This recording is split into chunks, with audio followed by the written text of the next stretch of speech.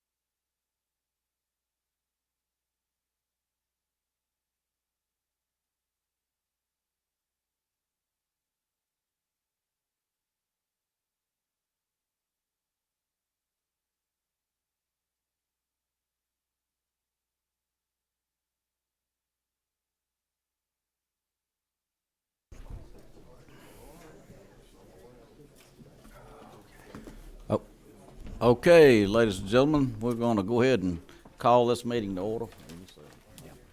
I'd like to, everybody ready? We'll let the ladies get a couple of handouts done here, and we'll be good. I'm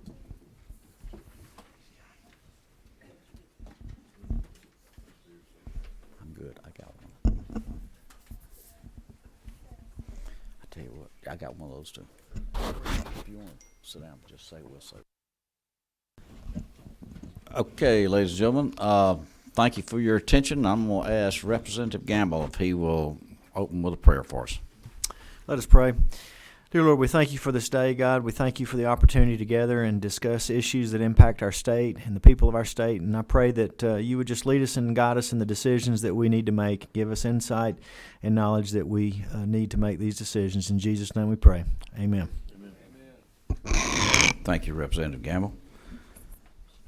Okay, ladies and gentlemen, we're going to start out in the very beginning. Mr. Rick Dunn is here, Director of EPD. I'm going to let him just give us a short intro. And, Rick, you can come to the table or stand. I'll come to the table. Yes, sir. That's just fine. Come right ahead.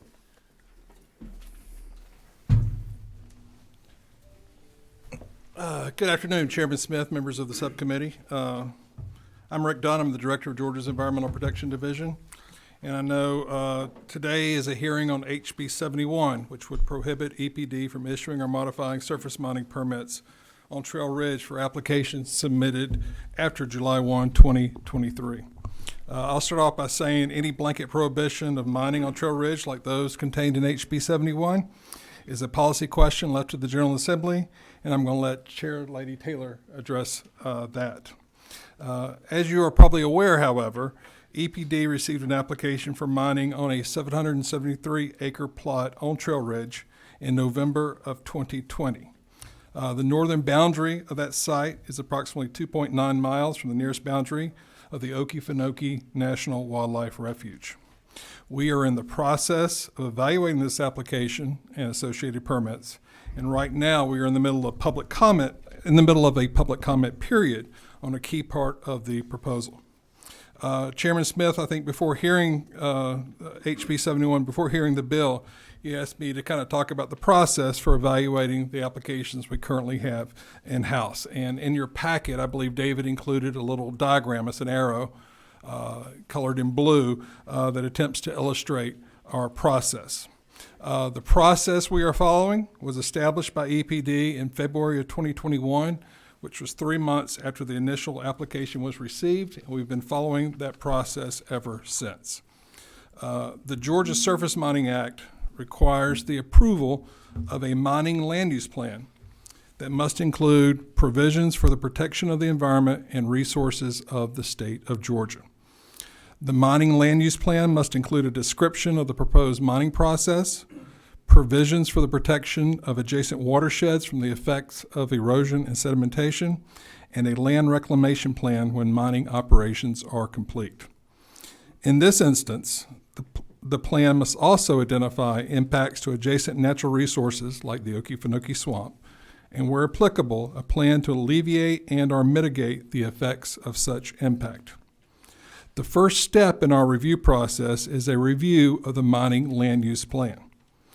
Before considering agency approval, the latest draft of the mining land use plan from the applicant and all materials used to develop it was placed on public notice for review and comment beginning on January 19th. The review period is open for 60 days until March the 20th. There were 2 virtual public meetings on the plan that were held on February 21st and February 23rd. Comments on the adequacy of the mining land use plan may be submitted by any party, including other state or federal agencies, either in writing or at public meetings. Once the comment period closes, the process for comment review and response can take anywhere from several days to several months to complete, depending upon the number and complexity of the comments received. All comments will be considered, and when it is necessary to meet the requirements of the act and rules, the applicant will be asked to make changes to address those issues. Once this review is complete, EPD will prepare a public document responding to comments made and indicating any changes to the mining land use plan made as a response to comments received. If a mining land use plan is finalized and approved through this process, EPD will then proceed to the preparation of draft permits. A permit is simply the conditions under which a regulated activity may be conducted. All permits necessary for this project, including mining, water withdrawal, and air quality permits, will be considered as a group or a package. There will be another round of public notice and comment on the draft permits if they are prepared. Again, all comments on the draft permit conditions would be evaluated, and when necessary, changes to those conditions will be made. If final permits are issued, Georgia law allows for an appeal of agency decisions before a judge at the Georgia Office of State Administrative Hearings. The decision of the administrative law judge, either affirming or overturning the agency's decision, is also appealable to Superior Court and beyond to ensure that the decision made by the agency is in adherence to the law and the facts. Finally, we have made clear that any additional mining operations not included in the initial proposal will be considered new and unique, requiring a new set of permits as well as the full permitting process we just laid out.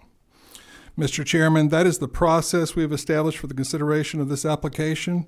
I appreciate your efforts at this hearing to ensure the fairness and integrity of the agency decision-making process as we go through this, as we described, and I hope these comments are useful to you and the committee. Thank you very much, Mr. Dunn. Really appreciate you coming and making those comments. And as stated, if the committee members, I know you heard that this is a process that's ongoing till March the 20th, which is through March 20th, which is next Monday. So we won't ask any questions. We just wanted to open with that statement, and I appreciate you doing that, Mr. Dunn. Yes, thank you very much. At this time, we'll move right on to Representative Darlene Taylor, and we'll have her come up and present her bill, HB 71.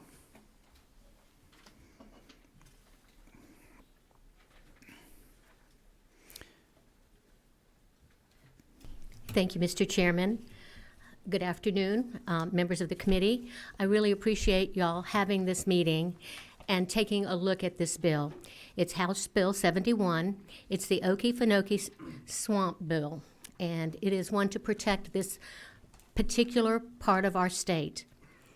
I'll start with, it's a very special place. The issue of protection of the Okefenokee was brought to me by one of my constituents. I did some research. I actually visited the site and toured the area of potential mining. The mine site itself seemed very harmless. Some old dusty machinery, what mining equipment would be. There was sandy soil, scrub oaks, really not very impressive. But across the way, you could see the lushness of the swamp's edge. But the concern is not really what you see. It's the underground water flow. It's the stability of the ecosystem. I asked questions, I consulted with a mining geologist. I did my homework just as every one of you would do. The Okefenokee is located in 3 Georgia counties, Charlton, Ware, and Clinch, and Baker County in Florida. I found that the Okefenokee is one of the largest remaining intact freshwater ecosystems of the world. It is considered a national natural landmark. It is a designation reserved for the best examples of biological and geological features in America. There's not another place like it. The Okefenokee is the largest refuge in the eastern U.S., and it includes over 407,000 acres. There are 383 acres of the National Wildlife Area within the Okefenokee National Wildlife Refuge. It has many designations. It's very famous. The Ramsar Wetlands International Importance, National Water Trail, National Recreation Trail. It's an important bird area, and it's the proposed site of a World Heritage Site. These are important things to not just me or you or Georgia. It cannot be replaced. A miscalculation cannot be corrected. The permanent damage to the entire ecosystem cannot be ruled out or fixed after it happens. But there was more. On a personal note, I grew up in Miami, Florida, but I had family in North Florida. They were very near the swamp. As a child, my family would come up during the summers and vacation there. The highlight was going to the Okefenokee. Particularly, we liked the Stephen Foster State Park. They were great places for young people to see. There's probably some sentimental value involved with my caring for the Okefenokee, but it's bigger than one person, one legislator, and one place. On another note, because I did grow up in South Florida, I witnessed what happened to the Everglades. I lived it. I've been to 40 Mile Bend. I've been on Chrome Avenue. I've been to the Seminole Lands. I've been to Everglades City. You don't want that to happen to the Okefenokee. They are now spending billions of dollars to try to fix and repair what's been done there. It will never, ever be the same again. My goal is to protect our gift of nature. The Okie National Wildlife Refuge was established back in the 1930s to preserve the uniqueness of the Okefenokee Swamp. I'm not usually active in the environmental arena. That's not my sphere. If you want to talk healthcare, I can talk your ear off. But like most people, I do care about the great outdoors. I do support mining. I have mining in my district. They're important. But it's not next to the Okefenokee. The Okefenokee is different. It is special. It needs to be valued, and it needs to be protected and preserved. Economic development is very important to any area. But industries come and go, jobs come and go, but there's only one Okefenokee. No one values personal property rights more than I do. But there are always limitations to land usage. I cannot drill a new well on my farm or decide to turn it into a landfill. My neighbor in the country across the street from me cannot put chicken houses up if he wants to. He's zoned agriculture, but he still can't put them up. I cannot bring my donkeys and pigs to town and keep them in my backyard. Other restrictions keep friends of mine that own property in town. They can't put a liquor store next to a church or a school. Land usage. I want future generations to enjoy and have the advantage of benefits from this important natural resource. Georgia has been entrusted with this. It's up to us.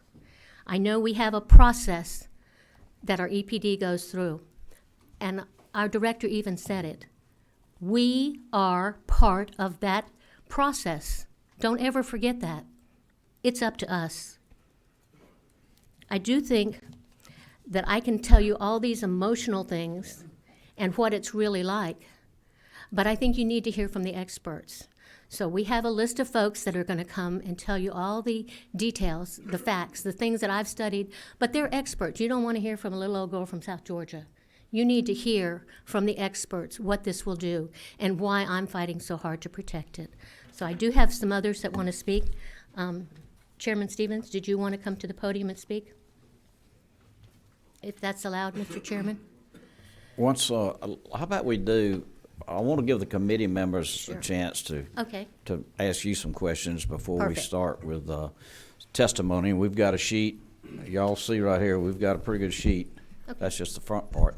But we got a pretty good sheet. So let's do this. We're going to ask the committee if y'all have any questions whatsoever for Ms. Darlene. She's presented the bill. And then we're going to take the remaining time that we have till 4 o'clock. We're going to divide that time in half.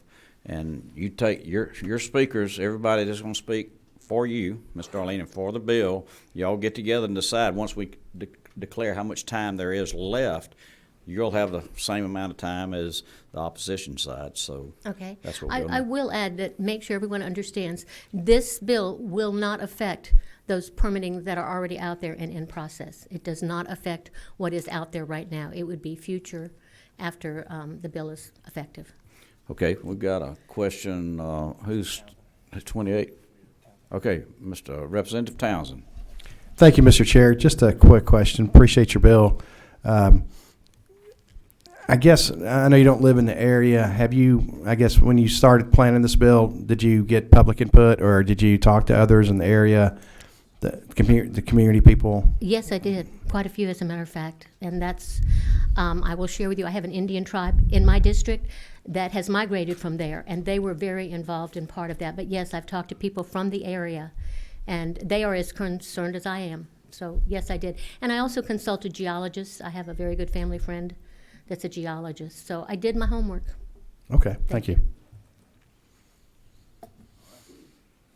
Thank you, Representative Townsend. Anybody else on the committee have any questions before we divide the time up?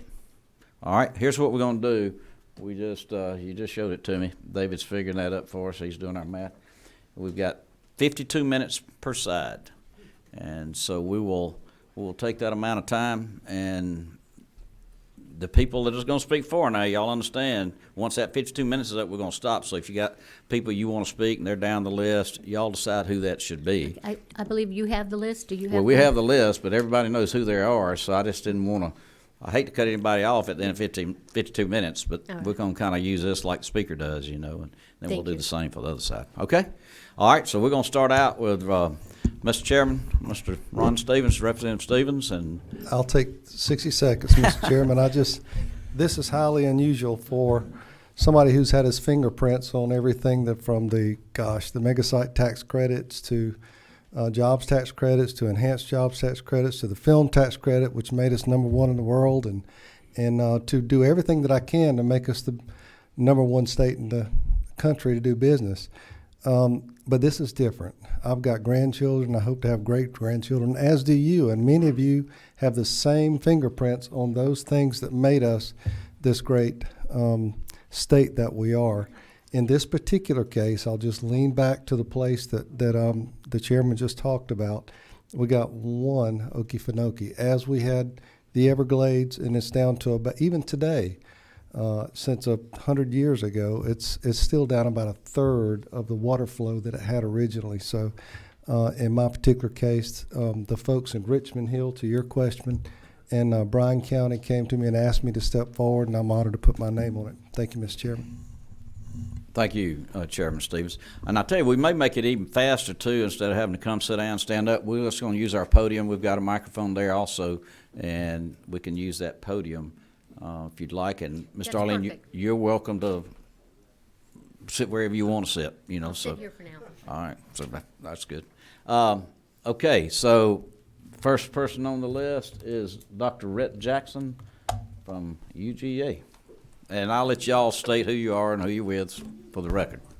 Good afternoon. I'm Rhett Jackson. I'm a professor of hydrology and water resources in the Warnell School of Forestry and Natural Resources at the University of Georgia. I've been teaching and doing research at UGA for 26 years. And so anybody who's been to the swamp knows that the swamp is full of surprises. And one of those surprises is that this big old swamp is actually very drought sensitive. And the reason it's drought sensitive is while it has a big land area, it's not very deep. Average depth is only about 2 feet. And 70 to 80% of the hydrologic input to the swamp is just rainfall incident upon the swamp itself. So if we go through periods of time where it doesn't rain, the swamp dries out. Furthermore, as the swamp dries out, it quits being one big swamp and it kind of divides into compartments with relatively little interaction between compartments. The compartment that's closest to the mining area of interest on the south end of Trail Ridge is referred to as the southeastern compartment. And the groundwater flows from Trail Ridge to that part of the swamp are really important to mitigating drought effects in that part of the swamp. So how might mining in this area affect this drought sensitivity? Well, the plan is to basically create a 50-foot deep, 500-foot long, 100-foot mining pit that moves back and forth across Trail Ridge. The mining pit needs to be dry, and since it's going to be in the superficial aquifer, water is always going to be draining into this pit.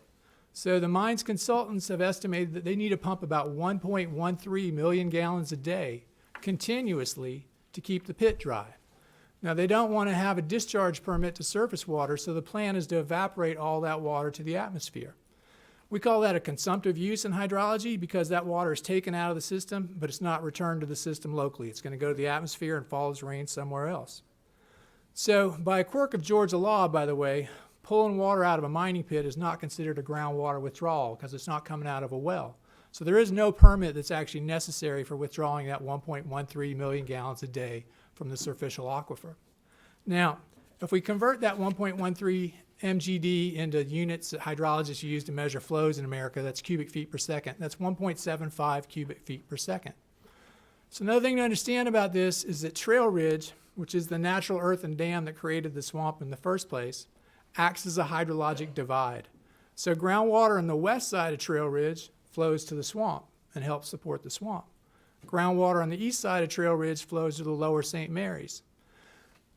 And because they're going to be pumping from essentially the top of the ridge, half of the water lost is going to be lost from the swamp water budget, and half of it's going to be lost from the St. Mary's water budget. So that's about 0.87 cubic feet per second lost from the swamp water budget. Now, in terms of the entire swamp, that's not a lot of water. But in terms of the drought issues in that southeastern compartment, it's a major amount of water. It basically amounts to about 13% of the groundwater input that comes from Trail Ridge in the first place. One of the ways we can look at this is the USGS has a gauge in Moniac, Georgia, on the north prong of the St. Mary's River. And even under current conditions, the river as it leaves the swamp doesn't flow 3% of the time. That 3% of the time the swamp is in, and it's got such low water levels that there's no surface flow leaving the swamp. Well, if you take that 0.87 cubic feet per second out of the swamp's water budget, the time that this north prong of the St. Mary's doesn't flow goes from 3% of the time to almost 10% of the time, about 9.5% of the time. So you triple the frequency and severity of severe drought in that compartment of the swamp. Well, what does that mean? Well, one thing it means is the swamp is more susceptible to fire. Now, you guys probably all know this, but ironically, the swamp is the source of a lot of wildfire in that part of Georgia. 3 of the biggest wildfires in Georgia history have happened in the swamp in the last 20 years, 2007, 2011, 2017. The 2007 fire cost the Department of Interior $100 million in firefighting costs. It's the most expensive fire in Interior history. It also burned $135 million in commercial timber. So fire is a big problem, and it happens when the swamp is in drought. So we can think about this like, let's say you had a 20-sided dice. Right now, you roll, if you get a 1, you get a drought, maybe a fire. You roll 2 through 20, you don't get anything. Under the mine operations, because of that increased consumptive use, now you get a drought if you roll a 1, 2, or a 3. The longer you keep rolling that dice, the more likely it is that you're going to have a severe drought and a fire. So if mining continues to move north on Trail Ridge and is mined for 25, 30 years, very high likelihood that the mine operations will spur a serious drought and fires. Those droughts will also reduce the amount of time that people can use the water trails to the southern part of the swamp, like to Gannett Lake area and Monkey Lake.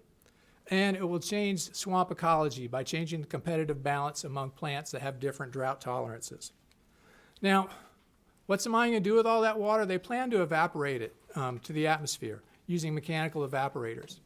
One of the problems with the mining land use plan right now is that the information that's been supplied to EPD uses test data on evaporators are of a different design than the one they plan to use, and 2 of the 3 tests were done in the desert Southwest in a very different climate.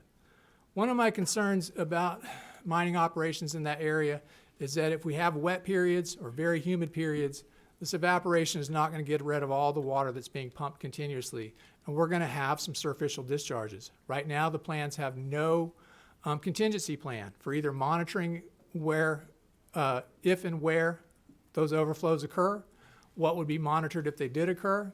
And so right now, one of the deficiencies in the mining land use plan is we don't have any backup plan for that. Another issue with the evaporation plan is that the evaporators only evaporate water. They don't evaporate any of the dissolved solids that are in the water, and they will actually deposit downwind. So if we use some typical numbers on the total dissolved solids in that kind of water, it's basically going to be depositing between 90 and 360 tons of salt downwind each year. Now, for a year or two, that's not going to make any difference. But if you do that for 20, 25 years, you're going to be affecting forest productivity downwind of the evaporation system. So in summary, I don't really think it's possible to operate a dry, deep pit mine on Trail Ridge without substantially increasing the frequency and severity of drought in that southeastern corner of the swamp. Thank you. Okay, thank you, Dr. Jackson. Next person is Mr. Bill Sapp. Chairwoman Smith, committee members, first I want to say thank you to Dr. Jackson. He has been doing all this work on his own nickel, and he's been doing a tremendous job, so thank you for that. And thank you for the opportunity to provide testimony in support of House Bill 71. My name is Bill Sapp. I'm a senior attorney for the Southern Environmental Law Center. Before I joined SCLC in 2007, I was a JAG officer at the Army Corps of Engineers headquarters in DC. I clerked for Chief Avant Edenfield in Savannah. I was the lead wetlands attorney for Region 4 of the EPA here in Atlanta. And I also worked for Alston and Byrd here in Atlanta.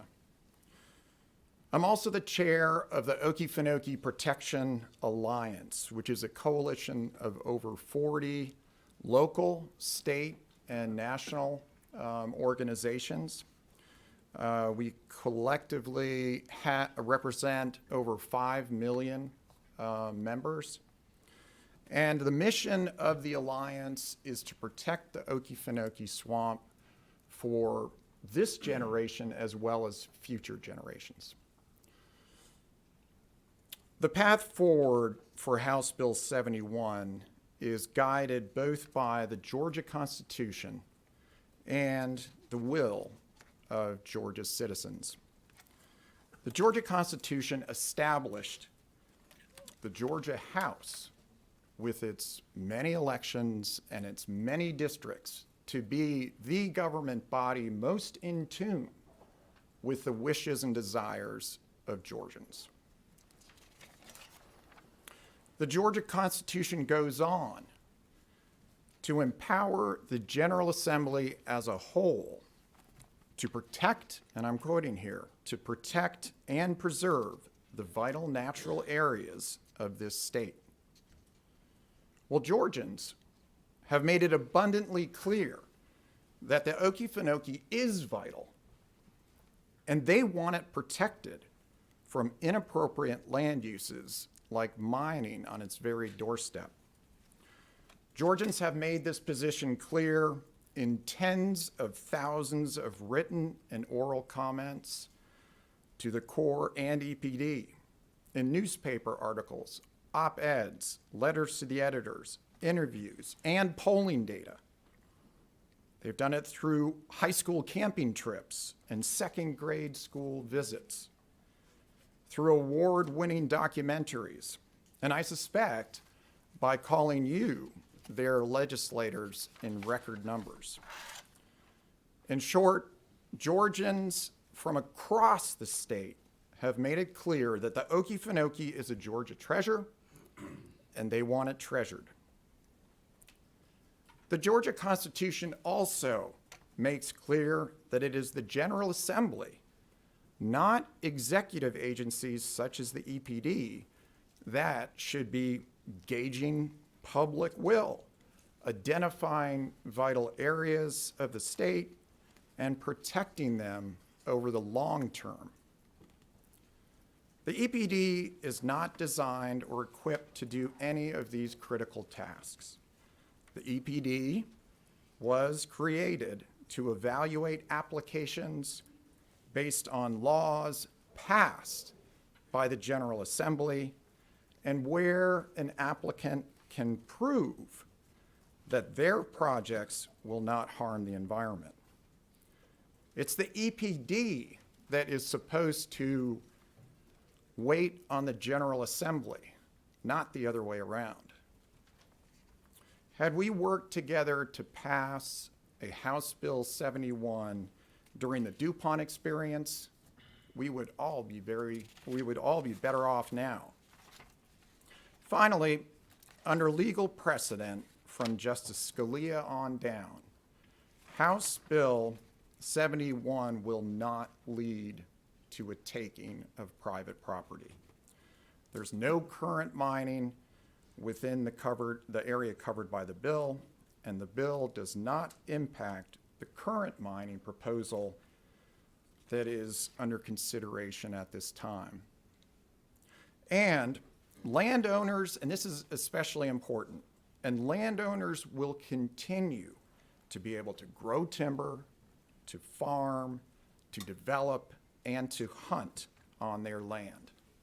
As long as these economic uses are available, it is not a taking.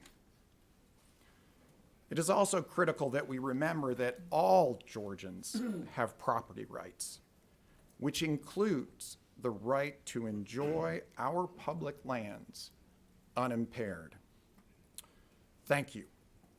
And I want you to know I've submitted a letter to this committee that expands on some of these points.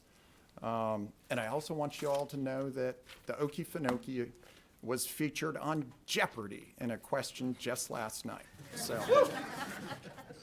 if you don't have any questions, we can move on.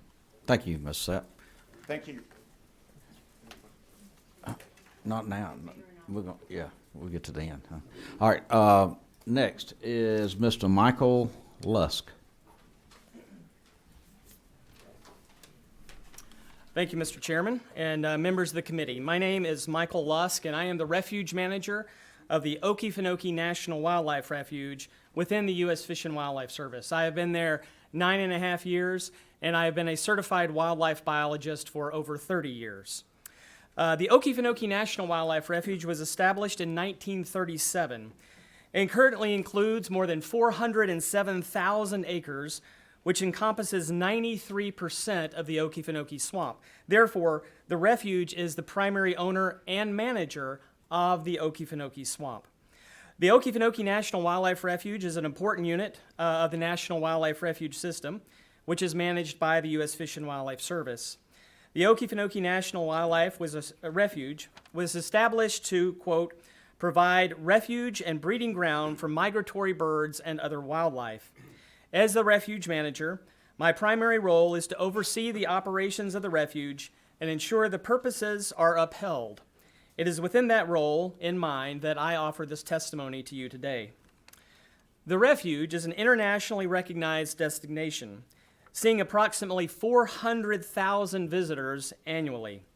According to a 2022 Banking on Nature report, the Okefenokee Swamp supports 955 jobs and contributes $24 million annually to local economies, as is.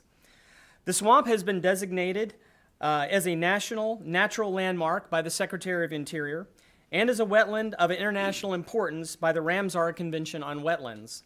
In addition, the refuge is also under consideration for nomination as a UNESCO World Heritage Site due to its unique and intact hydrology and ecology. The name Okefenokee is derived from an ancient Creek Muskogee word, Ogwa Finnega, which means trembling waters in a low place. The ecology of the Okefenokee Swamp sustained the lives of ancient peoples who depended on it for food, shelter, and community. And centuries later, this is still the case for the people who call the Okefenokee region home. The swamp is part of the Muskogee Creek Nation ancestral homeland and is recognized as a significant and important traditional cultural property to them. The astounding thing about the Okefenokee is that the hydrology of the swamp is still essentially intact, meaning that the ecosystem that you see there today is essentially the same as it would have been when the first people beheld its dark flowing waters. The geological feature that allowed the swamp to form in the first place and allows it to still exist today is the ancient barrier island known as Trail Ridge, which supports the integrity of the Okefenokee Swamp. Trail Ridge was likely used as a travel corridor by the Muskogee Creek Nation ancestors, and burial mounds have been documented along this portion of the feature. In November 2022, Secretary of the Interior Deb Haaland sent a letter to Governor Kemp expressing serious concerns regarding proposed mining activities that have the potential to negatively impact the Okefenokee National Wildlife Refuge, the surrounding ecosystem, and cultural sites.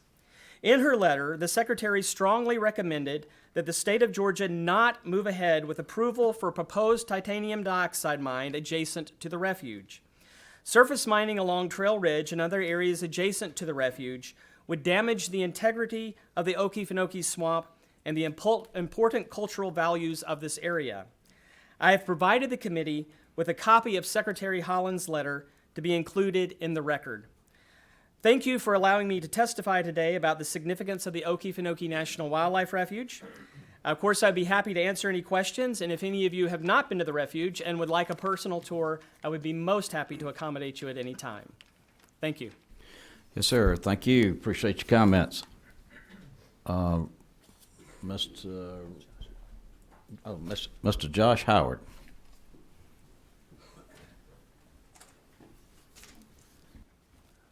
Good afternoon. My name is Josh Howard, and I'm the president of the Friends of Okefenokee National Wildlife Refuge. We were founded in 1990, and we're the official Friends group of the refuge, with our core mission being supporting environmental education and interpretation out there at the refuge. So I'm a lifelong resident of Charlton County, and my family has lived there for at least 5 generations. I've worked for the Charlton County school system for the last 27 years, mostly as an administrator, and my current role is the system director of CTAE and alternative education. Through this role, I work closely with economic development, workforce development, and work-based learning. I'm also a past president of the Okefenokee Chamber of Commerce in Charlton County. I've enjoyed using the Okefenokee my entire life, and I can tell you that there is no experience quite like spending the night out in that swamp. First, I'd like to say that I'm disappointed that this bill was not allowed to move forward again this year, and I'm disappointed that my representative, Mr. John Corbett, who I've supported in every election he's been in, is not a co-sponsor of this bill.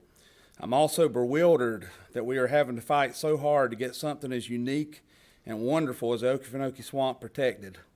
The respected scientists that have warned of the dangers of mining on Trail Ridge concerns me, as it does many others, but I'm not here to talk about that. I'm here to present a voice of Charlton County residents that some of you may have not heard. This may come as a surprise, but there are many folks in Charlton County residents that oppose mining on Trail Ridge. The resolution of support for current mining proposals from the Charlton County Board of Commissioners does not represent the views of many of the residents of our county. Only a few that stand to benefit personally and financially from the mine strongly support it.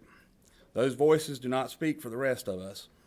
The promises of economic growth and jobs for Charlton County residents are hollow at best. The mine is much closer to Florida than it is to the largest population concentration in Charlton County. We believe that most people that work there will be from out of town. We've seen this before with our state and then private federal prison. And not only will there be no Charlton County folks working there, we also will not see a substantial sales tax benefit because the nearest town of any substance is St. George, and there are not a lot of places for employees to spend money. Charlton County doesn't have a workforce to staff a mine. The unemployment report from November of 2022 shows Charlton County has a 2.9% unemployment rate, which is actually less than the 3% that the state had at the same period. The 2021 Charlton County, Georgia area labor profile compiled by the Georgia Department of Labor reported that Charlton County has a workforce of 4,959 people and only 157 are unemployed. Those people could land a job if they wanted because most businesses now are short-staffed and they're hiring. The largest employers outside of our school system are manufacturing firms that have to provide free shuttles to employees from Waycross and Camden County just to keep their doors open. We believe that enhanced ecotourism is a much better and sustainable economic driver for Charlton County and other swamp counties, and hundreds of jobs will be impacted if the swamp is compromised. The Okefenokee is the greatest asset and resource in Charlton County, and no mining company can guarantee that their mines will not cause irreparable harm. If mining activities cause the problems that we believe they will, then it cannot be undone. For many of us, the Okefenokee is part of our identity. We may have different temperaments, talents, and convictions, but we are all swampers and identify with it. We don't want to risk it. We implore you to reconsider this bill and get it passed as soon as possible to protect the Okefenokee for now and for future generations of Georgians and Americans. The risk of mining activities on Trail Ridge for this common mineral are just too great. I appreciate the opportunity to speak to you today. Thank you, Mr. Howard. Appreciate it. Next is Reverend Nixon.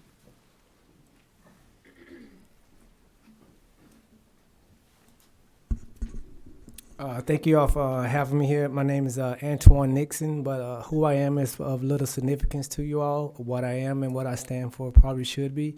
I'm here to, I will quote Maya Angelou here. She says, "I come as one, but I stand as 10,000. So one of those 10,000 people is one Miss Deborah Reed, who was a person of color who grew up in the rural South, who was not allowed to go to places that my Caucasian counterparts could go. And one thing she spoke about in this conversations in Folkestone with Senator Ossoff there and also Secretary of Interior Holland was that growing up there, they had no place to go as a person of color, and they could only go to the swamp. I don't know if many of you all know what it's like to have that on your conscience, but as a child who earlier segregated, one of the 3 people who segregated Camden County could only go to the swamp as a place of refuge. That's a hard thing, and I'm sure it would do something to her soul if this place came into any type of harm, and we should consider that. But also, I stand as a pastor before you all and as a steward over this country and over this land that God has given us. And in the Bible, it says that in the beginning, God created this earth, and he separated a place called Eden and put it eastward.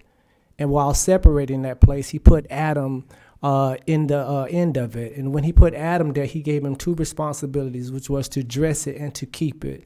All of us who are here today stand as an Adam. We're all here to dress, to keep, to provide, and to protect this secret place, this sacred place, this special place that we know of that's no different than Eden, that was separated from the rest of creation. And the Okefenokee is just like that. It is separated from all of creation, and if we don't take care of it, it's not going to matter about any of the decisions that we make, because if we don't have a land, then we don't need a people. Thank you.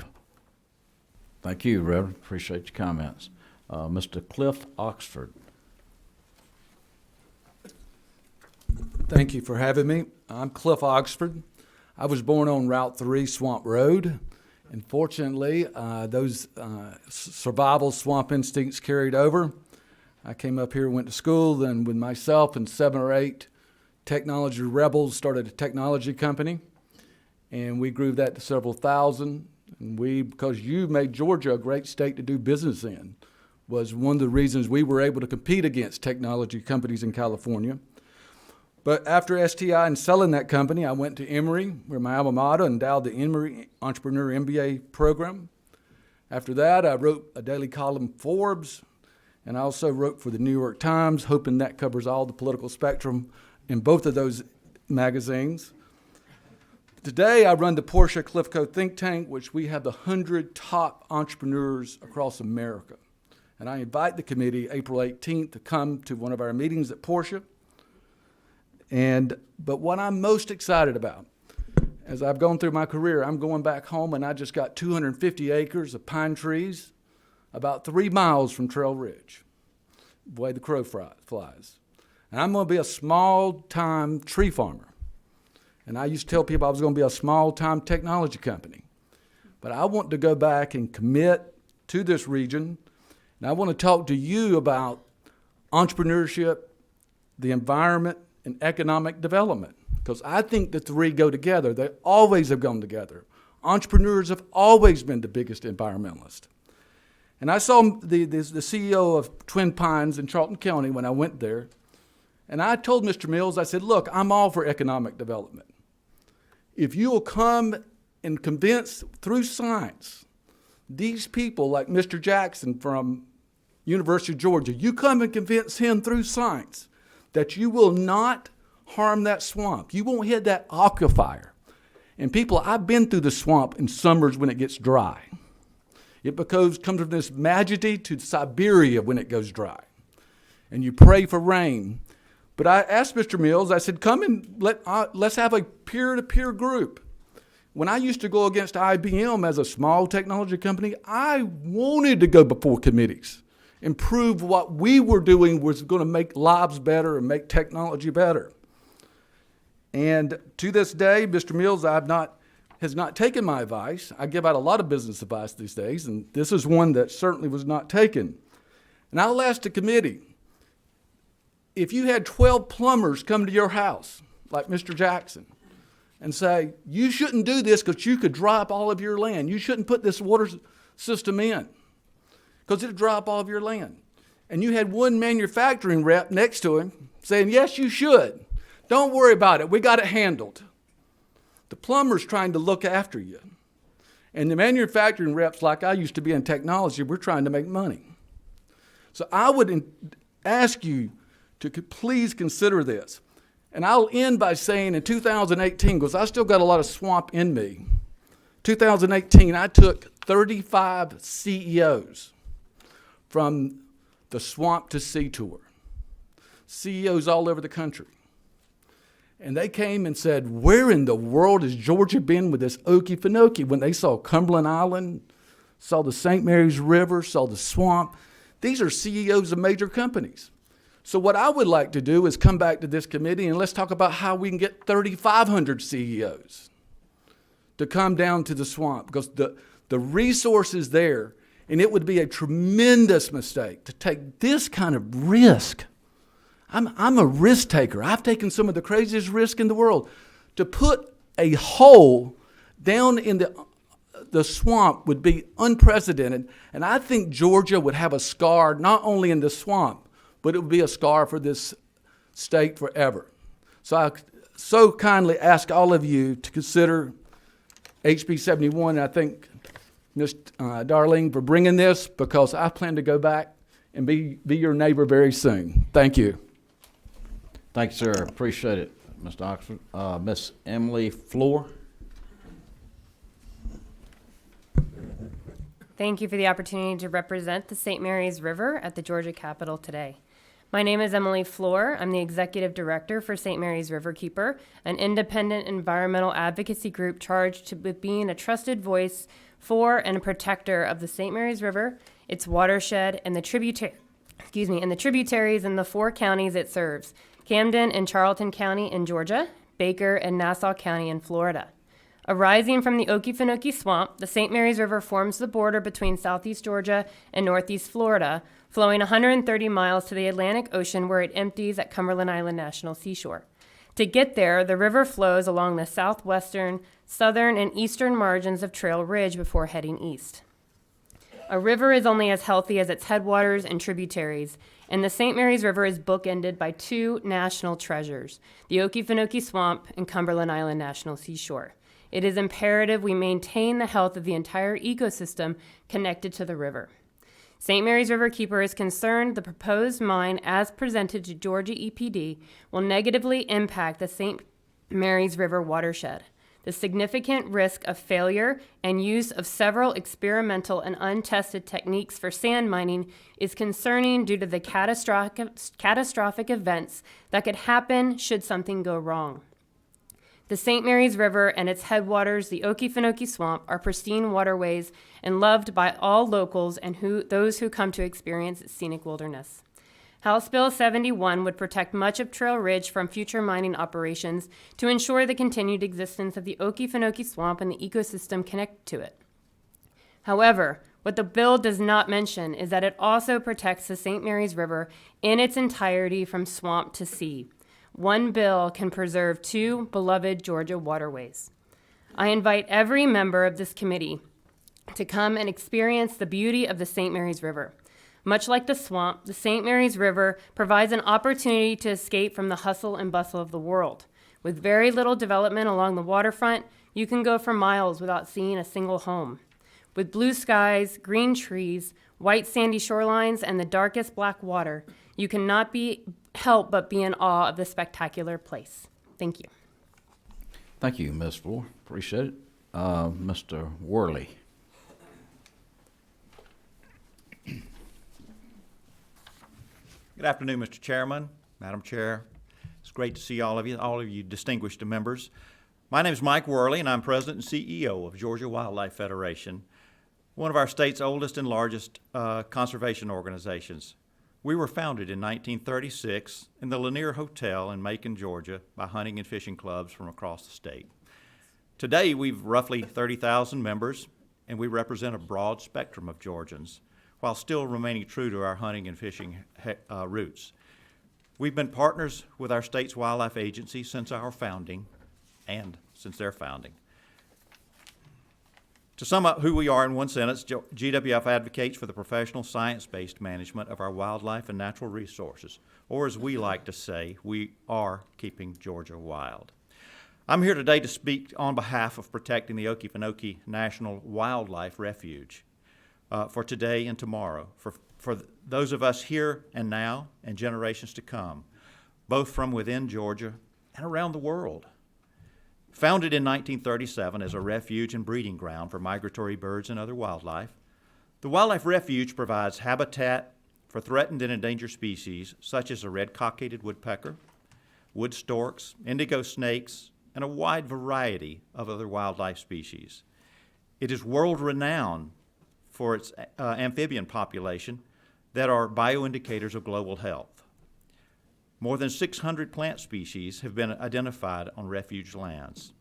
I have been thrilled to the sounds of sandhill cranes, Grus canadensis protensis, while overnighting in the swamp. Some other species that are of special concern on the refuge include the gopher tortoise, Sherman's fox squirrels, that's Scurius niger, round-tailed muskrats, Neophyber alene extoraceus, Bachman's sparrow, I'm going to skip that one, neotropical migratory birds, black-banded sunfish, yep, that one too, Chaetodon, mud sunfish, and banded top minnows, Fundulus cingulatus. The most important species in the swamp, and the most important species for the future of the swamp, is Homo sapiens. We are the only species capable of mourning the loss of another species. We are the only species on this earth capable of preserving or destroying another species. We are the only species on this earth capable of preserving or destroying the Okefenokee National Wildlife Refuge and the amazing plants, animals, and magic that are the swamp. In my experience working around the Capitol since the late 1980s, I've never seen a bill with 91 co-sponsors. With this level of bipartisan support and with this level of support around the state, I encourage you to support passage of House Bill 71, the Okefenokee Protection Act. Thank you very much. Thank you, Mr. Worley. Ms. Rena Peck. Thank you. Thank you, committee. I'm Rena Ann Peck. I'm an ecologist, and I'm the executive director of Georgia River Network. We are DNR's nonprofit conservation partner managing the state's water trails program. So my dog in the fight is the Okefenokee National Wilderness Canoe Trail, which is threatened by swamp dewatering in that area, as Dr. Rhett Jackson told you. In your folder, you have letters from Newt Gingrich in support of House Bill 71. You have letters from the Muskogee Creek tribe in Oklahoma that's declared Trail Ridge a sacred site. There are letters from folks that have come up to you today, and I hope that everyone can be heard. The Nature Conservancy's letter is in there as well, and I know GMA is for the bill. Tourism has been a big driver. It's our number 2 economic driver in the state at $64.5 billion. Rural economic development around our water trails has been a lifesaver for some communities. And as you heard, there are 955 jobs associated with the Okefenokee Wilderness Canoe Trail. You can't see the swamp unless you're on that canoe trail. So if you dry up portions of it, then you cannot access it for tourism, for fishing, for hunting, for education. Also, it was mentioned that the Okefenokee is up for bid as a UNESCO World Heritage Site. That will be a game changer for the Southeast. So, as the head of the Georgia Water Trails Program in defense of the Okefenokee Wilderness Canoe Trail, I hope that you will protect our natural resource, the Okefenokee Swamp, headwaters to the St. Mary's and Suwannee Rivers, and protect the sustainable economy for southeastern Georgia. Thank you very much. Yes, ma'am. Thank you. We've got 13 minutes left for this side. Okay, Miss Alice Keys. Thank you so much, Chairman. Thank you, committee. My name is Alice Keyes, and I am here representing 100 Miles and as a resident of Brunswick, Georgia. We are also a member organization of the Okefenokee Protection Alliance. A pleasure to be with you today. Protecting the Okefenokee is a high priority for members of our organization and Georgians all over the state. A poll conducted last year found that 60% of Georgians oppose mining next to the swamp. 68% of Georgians and 71% of South Georgians who were polled support state legislation to permanently protect the Okefenokee Swamp. That poll is provided in the packet before you. 100 Miles has the privilege of working in communities throughout the Southeast, including residents like Mr. Howard and Reverend Nixon. And I'm happy to see that Chairman Cruz and Commissioner Jones are here from Charlton County. And we've worked with a lot of community and elected officials throughout communities around the swamp. Many of them are not able to be here today. So in their stead, I've provided for you copies of resolutions that have been passed by city councils and county commissions throughout the southeastern part of Georgia. City of Homeland in Charlton County, Waycross and Ware County, Valdosta, Kingsland, St. Mary's, and Brunswick. 2 of the resolutions explicitly support the passage of House Bill 71, and the others simply ask the General Assembly to protect the Okefenokee Swamp. Over 144,000 individuals are represented by these resolutions passed in these communities. A similar situation came before the Georgia General Assembly in the late 1960s, when mining companies requested license to mine the seabed and the marshes around Tybee Island, Ossabaw Island, Wausau, and St. Catharines, thousands of acres.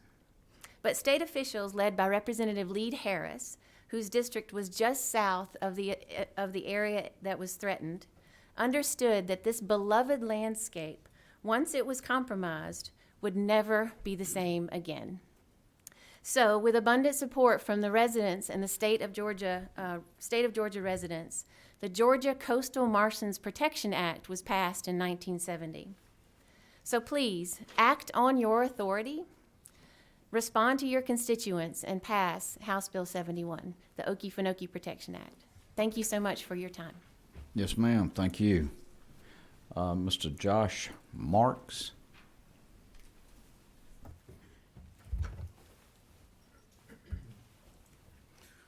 Thank you, Chairman and members of the committee.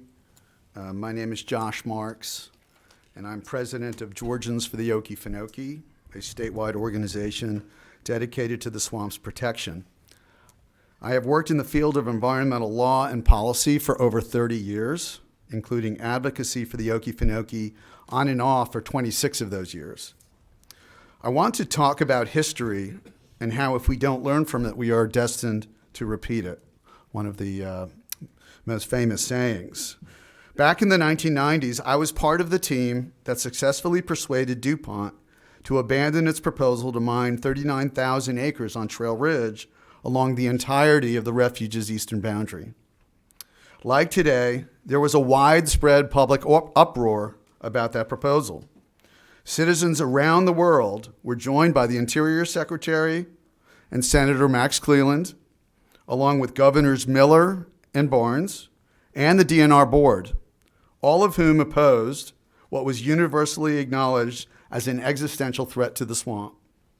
DuPont ended up donating 16,000 acres of land that it owned for conservation, of which almost 7,000 acres were then donated to the refuge for permanent protection. I was the lawyer who handled that donation, receiving it from DuPont and then donating it to the refuge. All of us who worked on the project back then collectively breathed a sigh of relief, thinking that we had protected the Okefenokee forever. No one imagined that another company would try this again, so no one thought to ask the legislature to step in. In hindsight, that was a huge misjudgment. Not only are we facing another mining project threatening the swamp, but unfortunately, it's by a company and executives with no history, and I repeat, no history of developing titanium mines, but they do have a well-documented track record of misrepresentations and violations in the development of this project so far and other projects. So why is it that a company with no experience with titanium mining, but a very troubling track record, would try to do something that DuPont, at the time the world's biggest chemical company, decided not to do? The leading domestic operator in the titanium mining industry is a company called Chemours, which is actually the successor to DuPont. They are the largest miner in North America for titanium, and they have mines in southeast Georgia and northeast Florida. And they have over 70 years of experience with titanium mining. They would have been the logical company to try and come to the swamp and mine on Trail Ridge along the refuge. But last year, following pressure from some of the same shareholders that pressured DuPont back in the late 1990s, Chemours said the following, and I quote, and this comes from a statement that Chemours released on January 27th of 2022. Chemours has no plans to open new mining locations on Trail Ridge next to the Okefenokee. We believe we can optimize our existing mining locations in Georgia and Florida to sustain operations well into the 2030s. In other words, if Chemours, the most qualified titanium mining company in North America, publicly committed to avoid the swamp, that tells us that it doesn't think that mining can be done safely next to the swamp, and that it is too big a risk to take to try to do that next to the swamp. This also makes sense because at its nearby Mission Mine in northeast Charlton County, which is a much smaller project than that which is proposed by Twin Pines, Chemours tried and failed. They tried and failed to evaporate all of its wastewater, which is what Twin Pines is proposing. And again, the Chemours project is 14 times smaller than what Twin Pines is proposing. So again, Chemours tried and failed to do a project that was 14 times smaller what Twin Pines is proposing to do next to the swamp. But not only is mining next to the swamp not worth the risk, as Dr. Jackson told you very eloquently, the titanium that Twin Pines and other mining companies seek at Trail Ridge is simply not needed. Titanium is a very common mineral found throughout the southeastern U.S. And contrary to the mining industry's claims, the titanium at the swamp is pigment grade, used as a whitener for paint, paper, plastics, and food products. It is not metallic grade. This will not go into F-35 warplanes or the space shuttle. Thus, arguments that it is necessary for our national security are simply false. So if the titanium on Trail Ridge isn't needed, that's even more reason why no one should be allowed to put the swamp at risk, and why HB 71 is reasonable, necessary, and sensible. So in conclusion, I urge you, the subcommittee and the full committee, to listen to all 91 members of the House who have already signed on to the bill, which, as Mike Worley said, is unprecedented. I've been working in environmental advocacy around the United States for over 30 years. I've never, ever seen a bill with such overwhelming bipartisan, geographic, and statewide support as this bill, HB 71. And that's a testament to Chairman Taylor and Chairman Stevens and the other 89 signatories on the bill. I don't want us to have to be back here in 5, 10, or 25 years having this same argument. I would hope that we would learn from history and we would redress the mistake that we made, and that we would protect Georgia's greatest natural resource. And in so doing, you will be honoring the name of this committee, the Natural Resources Committee, and leaving an incredible legacy for our kids and grandkids. Thank you so much. Thank you. Yes, sir. We have a little less than 3 minutes left. So we're going to go down this other list. We've got Dr. Paul Bolster. Is that correct? Correct me if I'm wrong now, Doctor. That's correct. You've heard some wonderfully powerful testimony. Mine is not nearly as dramatic as what you've heard already. I sort of am shamelessly here to promote my book on the coastal Georgia on the Coastal Protection Act, which came out from the University of Georgia about 3 years ago. A lot of these stories can be verified in the historical research that I've done. I also am trying to show that your investment in the University of Georgia and the PhD in history program was valuable. So this is part of the return on investment that you made in my education there. And so for that purpose, I'd like to read to you from, no, I won't do that. I won't do that to you. The parallels to what happened in 1970 are just remarkable.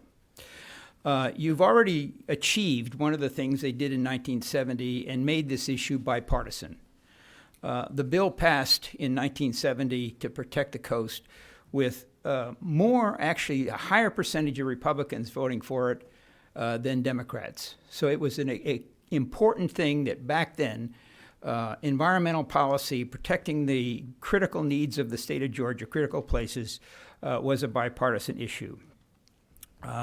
The other thing is that one of the things that was interesting is the House had lots of debate back and forth. It took a long time, and the bill passed just by a small margin, actually, in the House. Now, you'll be interested to know that the Senate, they always follow one leader. It passed the bill unanimously. So I commend the House in its vigorous effort to, look at every possible position and mull over the bill. Nobody leads the House. You all individually decide what happens.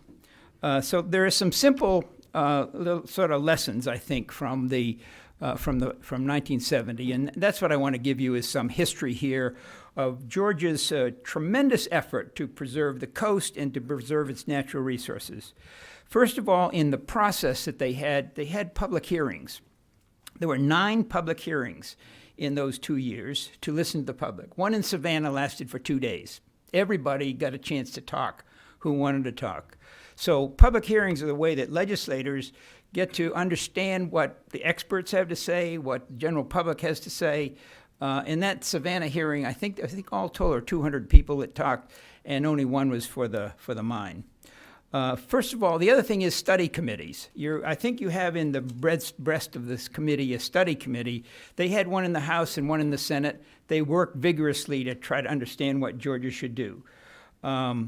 They listened carefully to the scientists, and Lester Maddox had the first environmental impact study in the United States probably done over that issue. So taking the views very seriously of all the scientists that you've heard today and others, that's critical. That's what they did back then. I hope you follow that practice of listening to the scientists.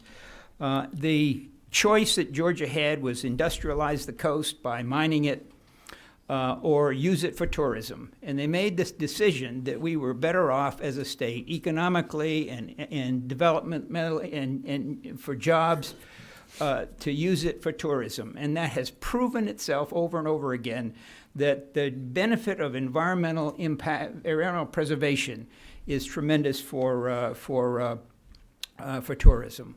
I may have to get you to kind of wrap it up, Doc. Let me close by saying, listen to the voters. And the voters across the state want to preserve the Okefenokee. Thank you. Thank you, Doctor. Appreciate it. Okay, at this time, we're going to start now. Ms. Darlene, you want to take 30 seconds? And yes, ma'am. Is it on? Okay. I am very, very grateful for the attention that you have given to this issue today. I'm very grateful. My goal today was to have you hear from a very diverse experts, and they know and understand the intricacies of the Okefenokee area. I think that has been done, and now you can match what you've heard today with the many, many contacts that you have had from across the state, some of them your own constituents, some from other places, and from the handouts that you've got. You can see what's in that folder, and you've heard and can match them. On behalf of all of the speakers today and those many commenters that you've had, I want to thank you.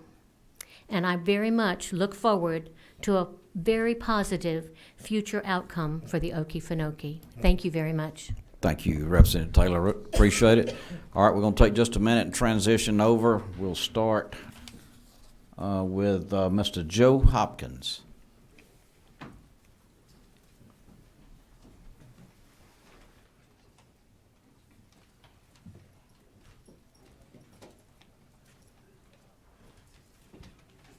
Thank you, members of the committee.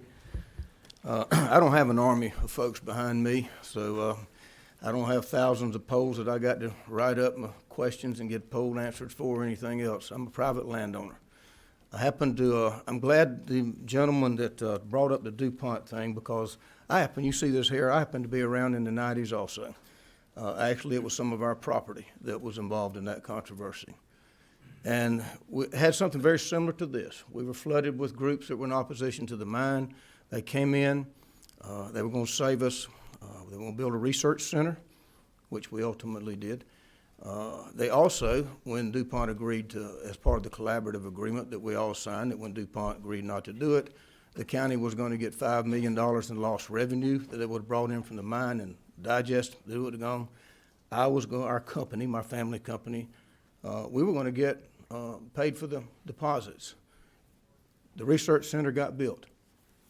That part of the plan came through. Everybody left, and here we are, to do the math, 20-something, 30 years later. Same group of, same organizations, just different faces. But we're back, and we're again talking about another research center. What happened to the research center? Folks like you gave $2.2 million to Charlton County and renovated an old school building. And DuPont put up $50,000 to operate this system. And they fixed it. It was really nice. It was pretty. They had some murals, had a lot of exhibits and all. And at the end of about a year, the operating money ran out. And I can't remember which NGO it was now that was running it, said, well, we're not going to do it unless somebody pays us. And they shut the doors. However, today it houses our tax commissioner's office, our tax collector's office, our county commission office, and a very nice auditorium. So it didn't all go to waste. It just didn't make it as a research center. And I'll bring that up is I hear a lot of promises. I grew up there. I guided in the swamp when I was in high school. I've spent my entire life there except when I was off to college.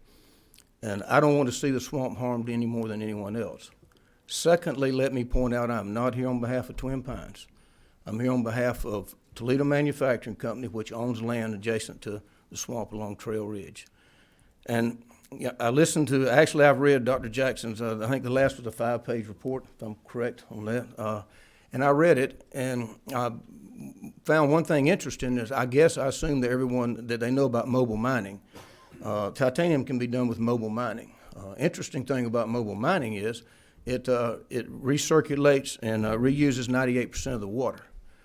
So it recycles the water, so you don't have evaporation problems and you don't have waters going in, high humate waters going into the creeks and things like that. So if this bill passes, then we won't even consider that, obviously, because who's going to come spend millions of dollars of research to see what titanium is there, what levels, what depths, what concentrations, and when they've already got a law passed that says you can't get a permit regardless. So it will put an end to it. But I am president of Toledo Manufacturing Company. It's a family-owned company. We've only been around for 111 years. We own land adjacent to the Okefenokee Swamp, and it contains a significant volume of titanium and zirconium, which are included in the Interior Department's, quote, list of critical minerals as they are vital to our nation's security and economic prosperity. The deposit also contains rare earth minerals, and you've probably heard a lot about rare earth minerals as we talk about electronics and things like that. I happen to disagree a little bit about whether it's a taking of a private property right or not. I know what a lot of folks say, but the Fifth Amendment to the Constitution does provide that no person shall be deprived of life, liberty, or property without due process of law. That's what your EPD does. That's what it does. It provides that due process of law that says, here, make your case. If you want a permit, we'll look at it. You may lose, but you have had your due process of law. If we pass this bill, that goes away. The Georgia Department of Environmental Protection provides due process when an application is filed requiring a surface mining permit. All persons interested with regard to any issue or questions regarding that permit have the opportunity to present evidence and concerns with the EPD. And we have heard how much that has gone on in the last year or two. Who also has independent experts employed to review and determine whether to grant or deny permit, as well as all the conditions that must be complied with by the permitting. This proposed legislation violates and destroys that due process and turns the permitting process into a political process. Let me just ask you to think about this. What if I came to you and said, here's what I want you to do. I want you to have some legislation passed, and this is what I want it to do.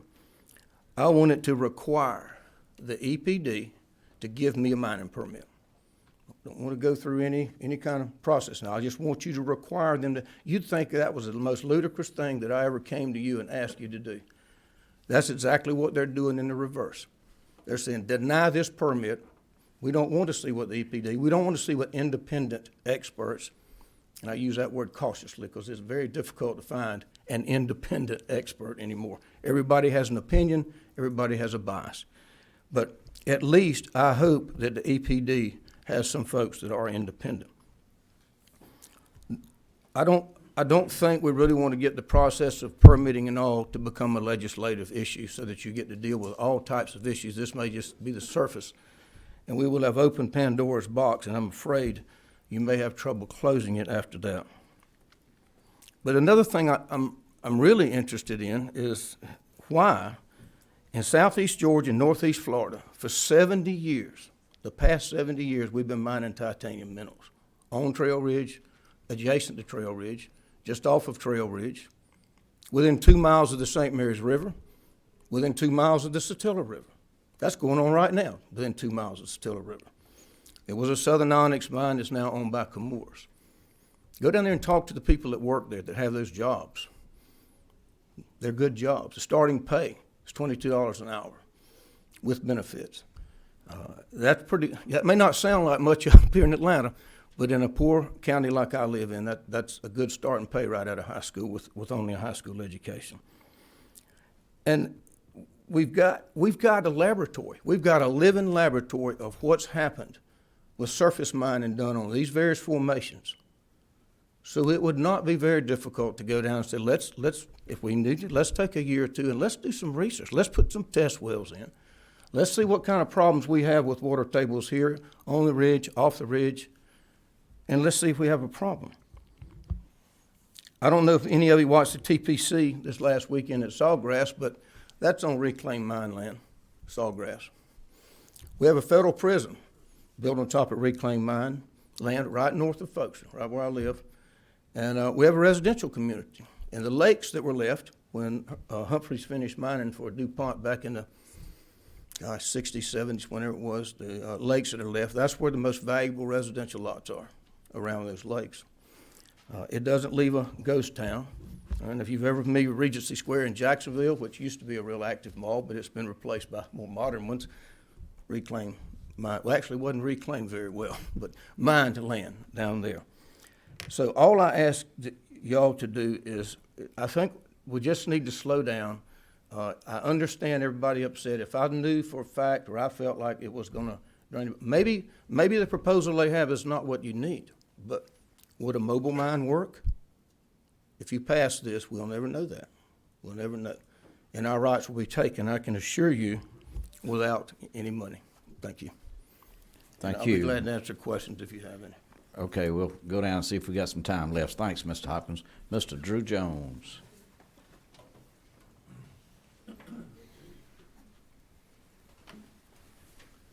Wow, that was powerful testimony. I hate to go after that, but my name is Drew Jones. I'm a 38-year-old pharmacist and forest land manager. I also work for Toledo Manufacturing. Lived in Charlton County my whole life. I'm married and 2 beautiful daughters. We live about 3 miles from the Okefenokee Swamp. We drink well water. Kids go to public school. I care deeply about the Okefenokee Swamp and my community. All 4 sides of my family have been in Charlton County for over 100 years, some since 1830. Back before the legislature even made Charlton County a county. My great-great-great-grandfather was the first mayor of Folkston, Georgia. I'm very proud of that. I'm currently serving my 3rd term as county commissioner and my 1st on Development Authority. I was appointed once by Superior Court, reelected twice as county commissioner in District 4. I pick up trash weekly on the roadsides. I participate in local events and love my community as much as these people love the swamp, and I respect their opinion. I have a vested interest in my community. If anybody cares, I absolutely do. My heart's beating because I care about my community right now, not because I'm nervous. My constituent needs matter a whole lot to me, and the needs here in Atlanta are probably, in certain communities, a lot like ours, but our constituents ask for, improved sidewalks. We have more county-graded dirt roads than any county in the whole state, so the majority of our roads are unpaved and graded. They want longer library hours, more senior center services, better roads. Of our county's total $13 million budget, I know that's tiny to you all, $3 million of that 13 comes from a landfill, $600,000 comes from a prison. The rest is derived from Comores Mine and other small businesses. So as a percent of our total budget, the largest businesses really matter a lot. In lieu of property taxes, the Okefenokee National Wildlife Refuge pays $200,000 in lieu of property taxes. But that's, and we're grateful for it, but that's a tiny percent of our total budget. Our hospital, our only hospital in the county, closed approximately a decade ago and has almost $2 million in IRS liens on it. So as far as access to health care and, emergency care in our county, we have none. We have a $2 million IRS lien on it. Our constituents say, why don't we have a hospital? Why don't y'all get that back going? There's IRS lien on it. So these are real world issues that we deal with daily. Every child in our school system gets free lunch, every single child, as a result of our poverty levels in the county. Our county greatly needs large quantities of high-paying jobs in this strategic area. We talked about labor participation rate. Mr. Josh Howard did. A lot of people don't have a ride to work. So a lot of these people, they're busing here from other places. Yes, that is true. But labor participation is low. A lot of these people don't have rides. There's a lot of people that graduate from high school that just aren't cut out for college and need an opportunity to make Comores is close to $50,000 a year, more than school teacher pay with no college education, with 401k benefits, the whole 9 yards. Multiple sectors and businesses benefit from these mines. If you go in Jessup or downtown Folkestone, and you go in the restaurants, gas stations, any of the businesses, you're going to see Chemours uniforms. They're yellow. You can't miss them. Go in Walmart and Jessup on the weekend. I guarantee you'll see 5. You talk to Yancey, the largest Caterpillar dealer in our area, and ask them who their largest customer is probably south of Atlanta. Guarantee you it's Chemours at these mines. Again, I'm not advocating for Twin Pines or Chemours. I'm just saying there's synergies, there's jobs, there's opportunities in a strategic area. There's a lot of trades taught on site that can be used as a building block. So some people say, well, the mine will be here for 10 years, 12 years. They can become an electrician. They can become a, geologist, chemist. They're hiring, high-paying truck drivers, chemists, electricians, biologists, architects, engineers, surveyors. Go on their website. There are a lot of opportunities too, and I talked to Mr. Josh Howard. Again, this is a collaborative process. I've talked to all sides this whole time. Talked to Mr. Josh Howard about the high school offering trade programs where kids could get out of school and learn these trades, go into work at Chemours and make more than a school teacher. And that's a whole other issue, school teacher pay, that probably should be addressed. In the 60s and 70s, Humphreys Mining Company brought great jobs, synergies, successfully reclaimed the land. Like Mr. Joe Hopkins said, there's houses and wells there today. Most people sitting in this room don't even know there was a mine in the 60s and 70s. D. Ray James Federal Prison in Charlton was on reclaimed land. There's hundreds of houses, thousands of people living, with water wells, septic tanks, mostly mobile homes, and houses around the lake on reclaimed land. Back then, it was a voluntary process where the company just learned to reclaim it themselves. Now it's part of your permitting process. You're required to reclaim topsoil.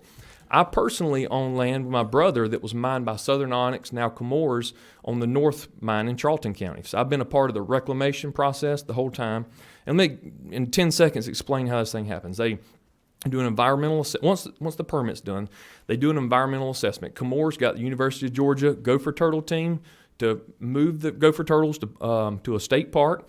They located everyone. They harvest the timber sustainably. They remove the topsoil. They leave it windrowed. They dig the dirt up, mix it with water, use inertia to separate it, put the dirt back, let it dry, put topsoil back, plant trees for the very next growing season.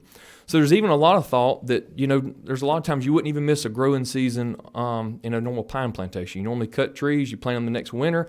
There's a lot of instances where this continuous reclamation process would be ongoing to be very similar to industrial forest land practices. Again, save the topsoil, do it right. I don't want anything to happen in the swamp. I care about it just as much as these people.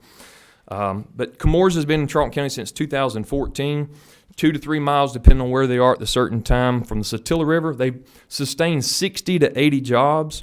The U.S. Fish and Wildlife Service has 18 total positions, 6 of which are vacant. 12 are occupied. Of the 12 occupied, only 5 are local. There's 7 contract employees, 3 of which are local. So they basically got 8 local people right now, 18 total jobs. Again, Chemours, 60 to 80. Been here since 2014. They're going to be here for another couple years, be in Brantley County for another 10. There's a lot of opportunity there. Insurance, retirement, improvement, quality of life. Whenever the county had these Twin Pines had these hearings. It was in the county office. So many Chemours employees came and said, Drew, my family did not have health insurance until I went to work for Chemours. Made a little bit too much to be on welfare. I have dental insurance for my daughter. I am so thankful. So it's easy to say save the swamp, and I'm all for that. But these are real life issues like hospitals, roads, sidewalks, access to health care, rare earth minerals that the legislature has encouraged domestic production of the things that go in these batteries and electric cars. Today, most of the rare earth minerals, mostly monazite, is produced offshore in India, Malaysia, Vietnam, and Brazil. Again, offshore.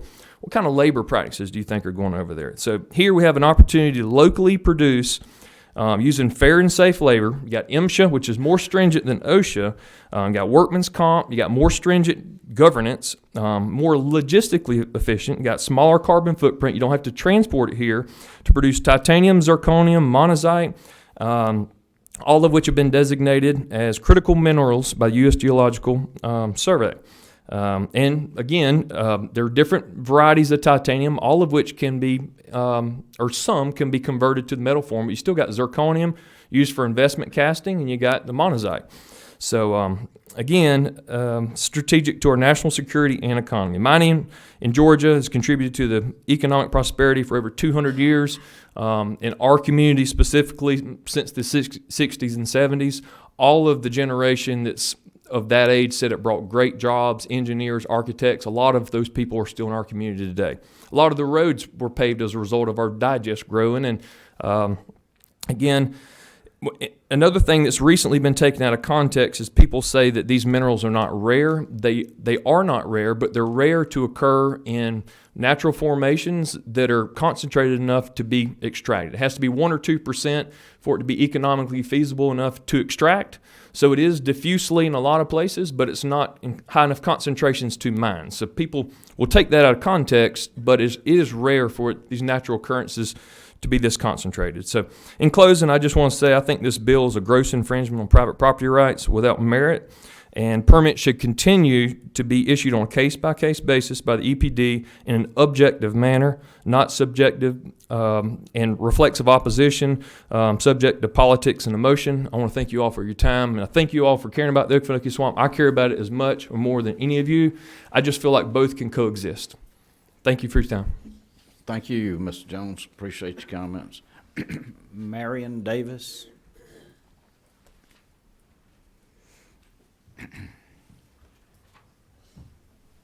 Thank you for this opportunity to speak. I'm Marion Davis. I represent the Folkestone City Council and Mayor, and we want to speak in favor of private property rights.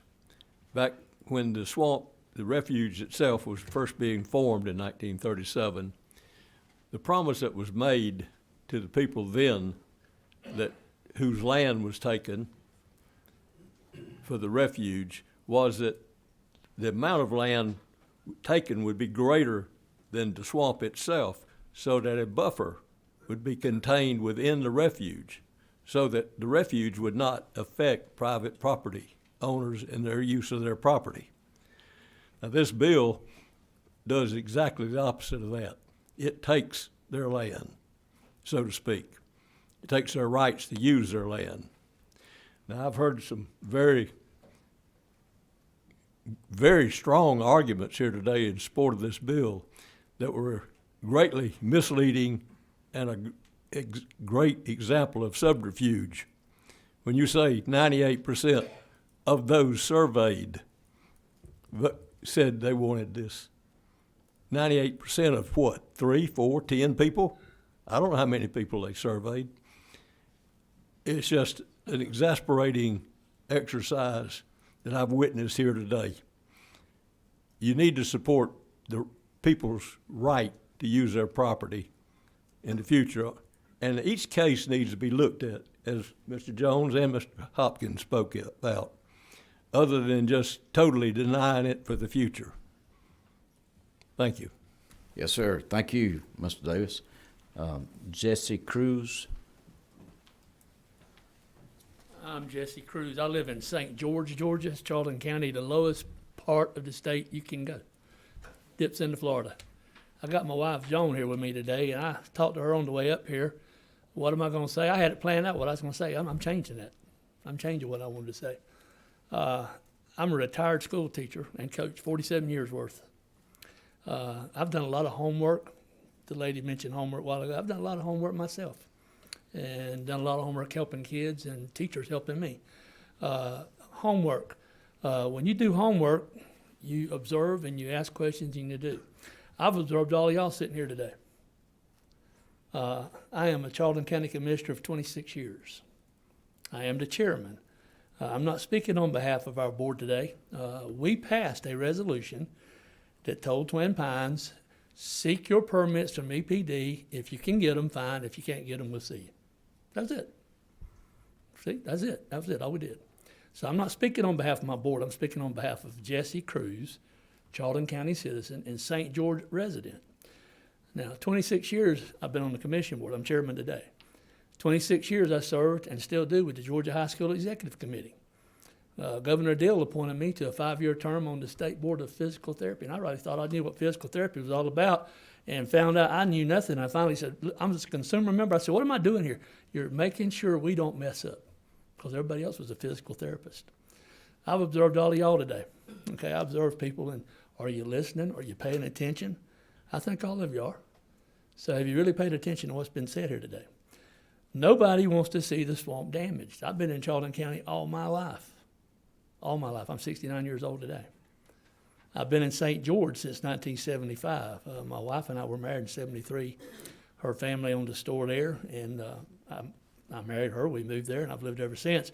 Her family had a lot of property. I've been involved in obtaining that property since I was married to her. I've got other property in the county. And the bottom line is, if you go to, how many of y'all have been to St. George?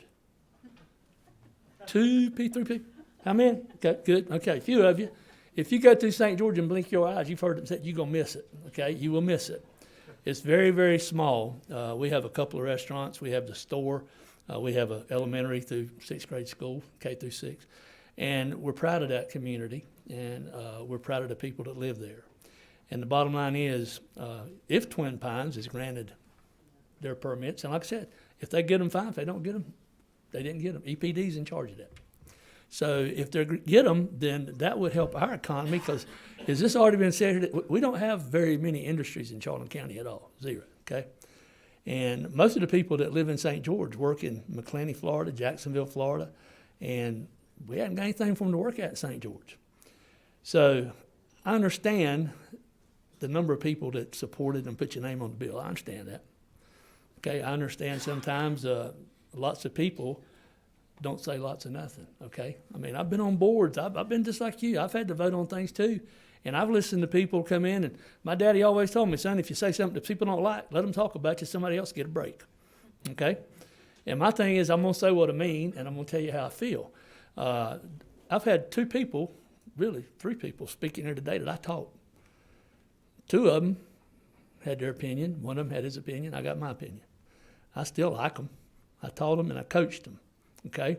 And the bottom line is homework. Let's talk a little bit about homework. I don't know how many people have ever been in the swamp. I know Dr. Howard has been in the swamp, done a lot of work. I know Joe Hopkins has worked in the swamp. I know other people. Have any of y'all ever been in the actual swamp?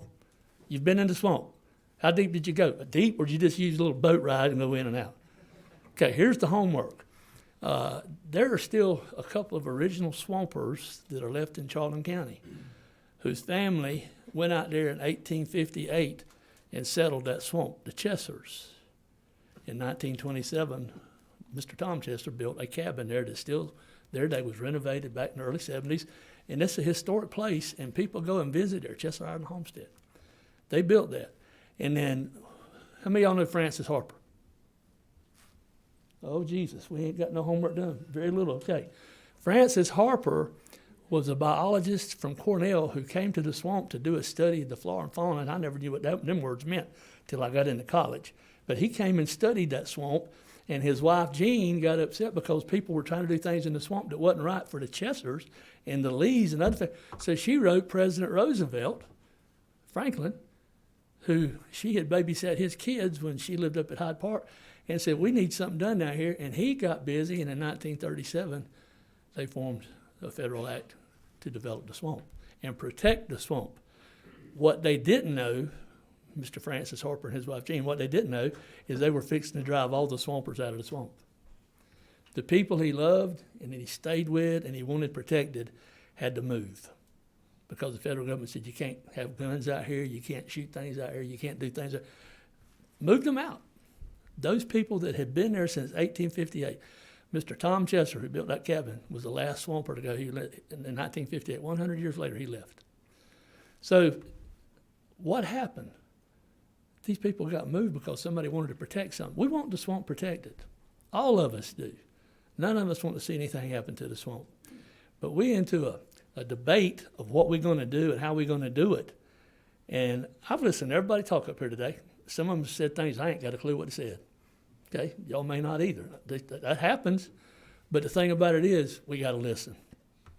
I appreciate you being here. I appreciate the job you do. I was never smart enough to be where you're at. I tried it one time and got beat. That's it. I don't want no more of it, okay? And I'm going to also tell you something. I don't know how many of you people get emails from people to support whatever. My wife, Joan, is here with me today. I was riding down the road with her the other day, and my representative, Mr. Corbett, who I've supported and I will always support, called me and said, "Look here, do you know that John Cruz has sent an email to me against Twin Pines?" I said, "Do what now?" And she was in the truck. She said, "You talking about me, John Cruz?" He said, "Yeah, I got an email that says you was against Twin Pines." She never sent it.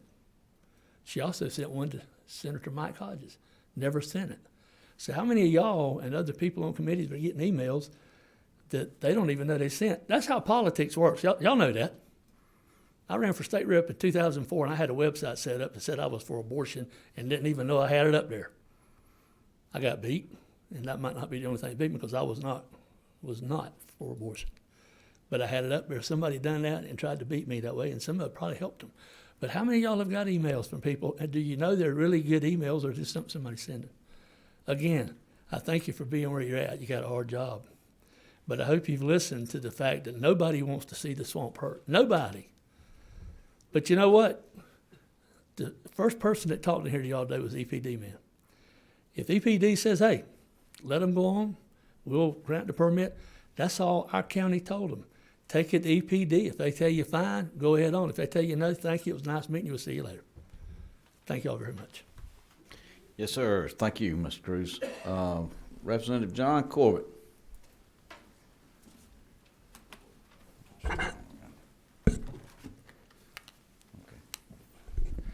Thank you, Mr. Chairman. I too agree with every member that's been up here to speak so far. I don't want to see the swamp harmed either. Everybody here, I've enjoyed that swamp since I was 15. I fished in Fargo with my father-in-law. Caught a ton of fish out there, probably more than we should have. But I started early. Just ask Dominic. I might bend the rules once in a while. But I've been at the entrance in Waycross. Probably since I got elected, I go there probably a half a dozen times a year. So I'm very engaged in the swamp and the activities going on there, and it needs to be protected. Everybody here has agreed to that. Now, with that being said, I rarely speak against a fellow member's bill. I just don't do it. I just rarely do that. But I've been called out here today as somebody that wouldn't sign her bill. Y'all heard that I'm got a constituent very upset because I wouldn't sign it. Well, let me explain why I won't sign that bill. It walks all over private property rights. We're taking somebody's property and not compensating them. Now, if the lady would like to put something in the bill to where we compensate for what we're taking, I'm all in. Then we can have that conversation. But until that mechanism is in the bill, it goes against every fiber in my being, and it should concern every one of y'all. Anybody that owns land should run up a red flag. What this can do, you heard somebody testify. Well, we set the policy, and the EPD carries it out. If I can get 90 people to agree with me, I think these trees need protecting over here. I draw a circle around them and say, all right, you can't no logging's going on right now, so we can protect those trees from being cut in the future. We can pass anything. That's not the way this system works. We've got what we're telling with this bill, House Bill 71. We're basically telling the EPD back here, look here, you're either incapable or incompetent of making a decision whether this can be done safely based on the facts that's presented to you. That's what we're telling the EPD. Now follow me here. This is the same EPD that for 20 years guided us through the water wars with Alabama and Florida. Madam Chair, was here. She fought those battles. We went all the way to the Supreme Court twice. This same EPD that carried that case to the Supreme Court twice and won. This is the same EPD. Now we're telling you don't have the expertise to make a determination if this can be done safely. That's what we're saying here. So I'm sorry. Our EPD, I've got 100% confidence in them. They've got the experience. They've got the track record. They can do this. Let them determine that. Now let's look at some facts. What the locals want. I've got in Commissioner Cruz has stated this, and I've got the unanimous resolution where they voted to support, if you get the permits, that they support what they're doing. That they need the economic development if they can get the permits. But if they can't, that's fine. If you don't get the permits, we don't want it. Nobody wants to do anything that's going to damage the swamp. He talked about the emails. I thought that, here's, I've been getting these emails, and probably every one of y'all have got them. I'm your constituent, and support House Bill 71, and you read, and it's got a name and an address, but no phone number. Because if I've got a phone number, I'll call them. I learned that from my good friend over here that's smiling. But you go back and look at where that email came from, and it's a mail agent at thesoftedge.com, every one of them. So when this came in Friday, it come in from Joan Cruz. And Jesse's coming up here to speak against this bill. So I said, Jesse, we got a problem. I got on it real quick, too. But I don't know, Chairman Perkins. I don't know if that's you just bending the truth or lying. No, it's lying. No, it's not true. We've talked about the water levels in the swamp. We've got a letter from back when the EPA was in jurisdiction over this. I think it was Thomas McGill, and the letter's in the file. He said, as proposed, the Twin Pine project would have no effect on the water level in the swamp. Then the EPD, letters from them stating the same thing, 2 letters, just in November and December. The second method they used in December, if they withdrew the water directly out of the swamp. In his letter, he said it would change the water level in the swamp 5 millimeters.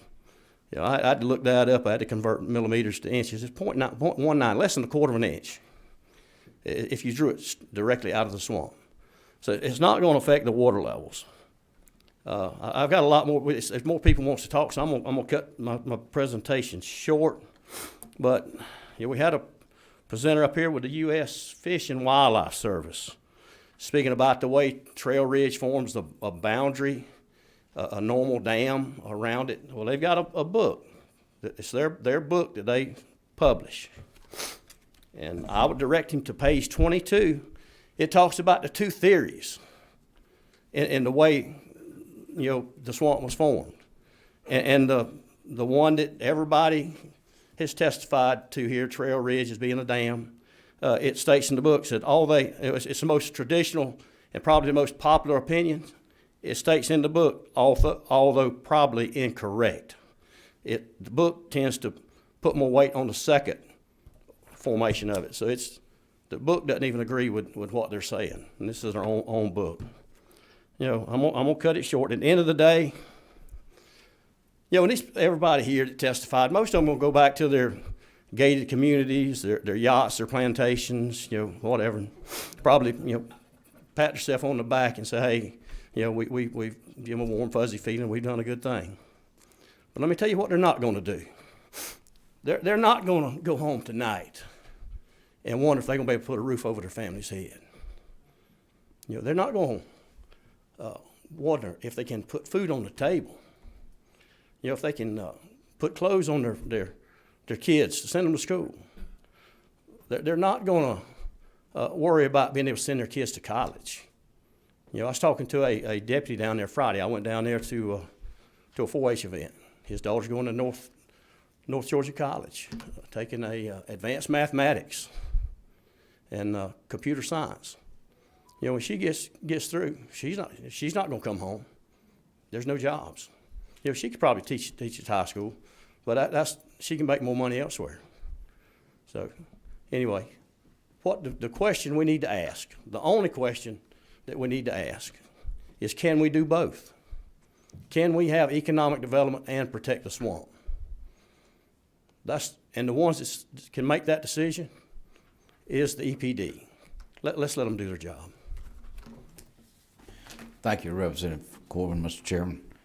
Okay, we've got Mr. Lewis Jones. We've got 16 minutes left. I'll try to go fast.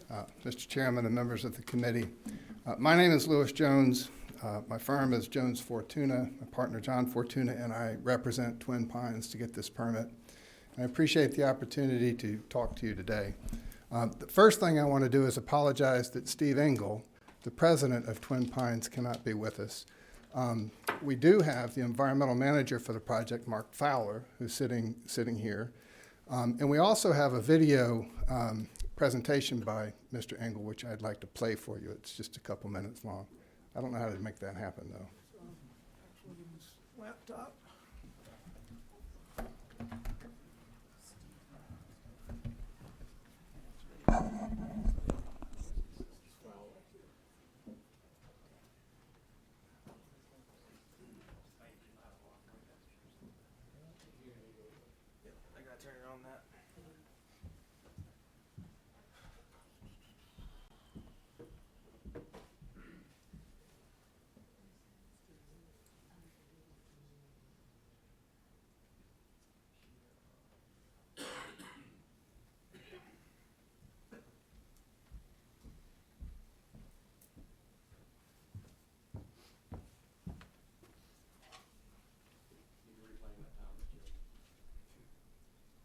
Minerals.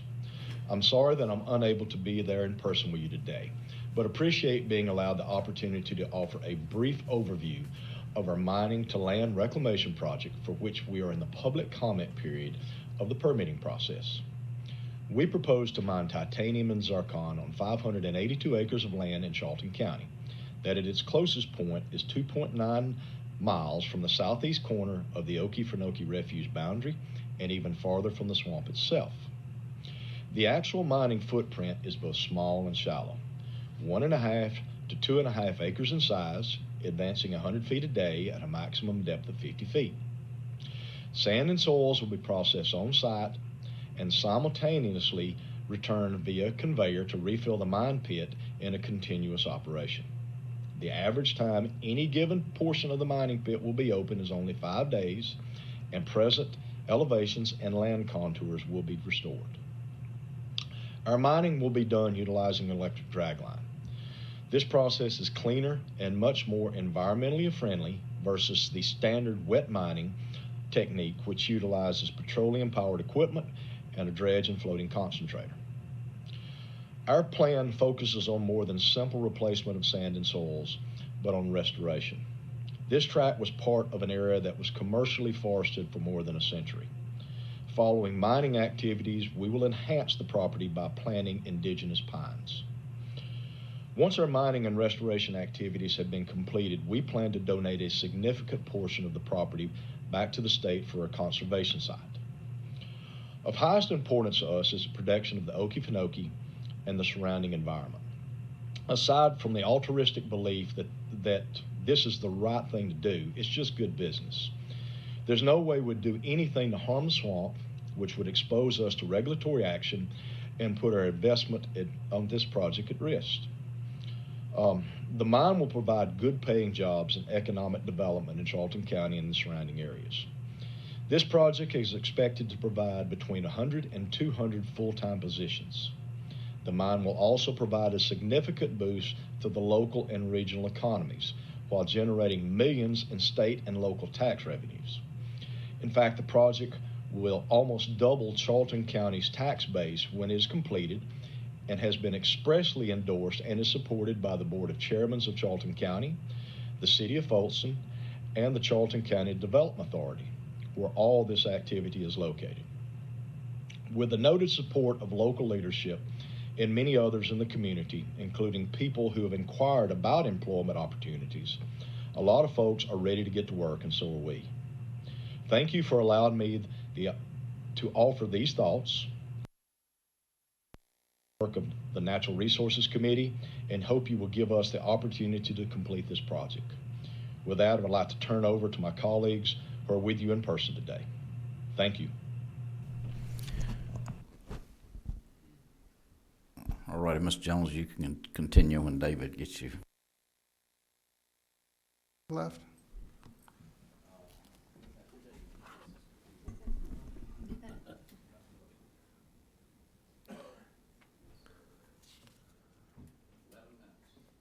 Thank you.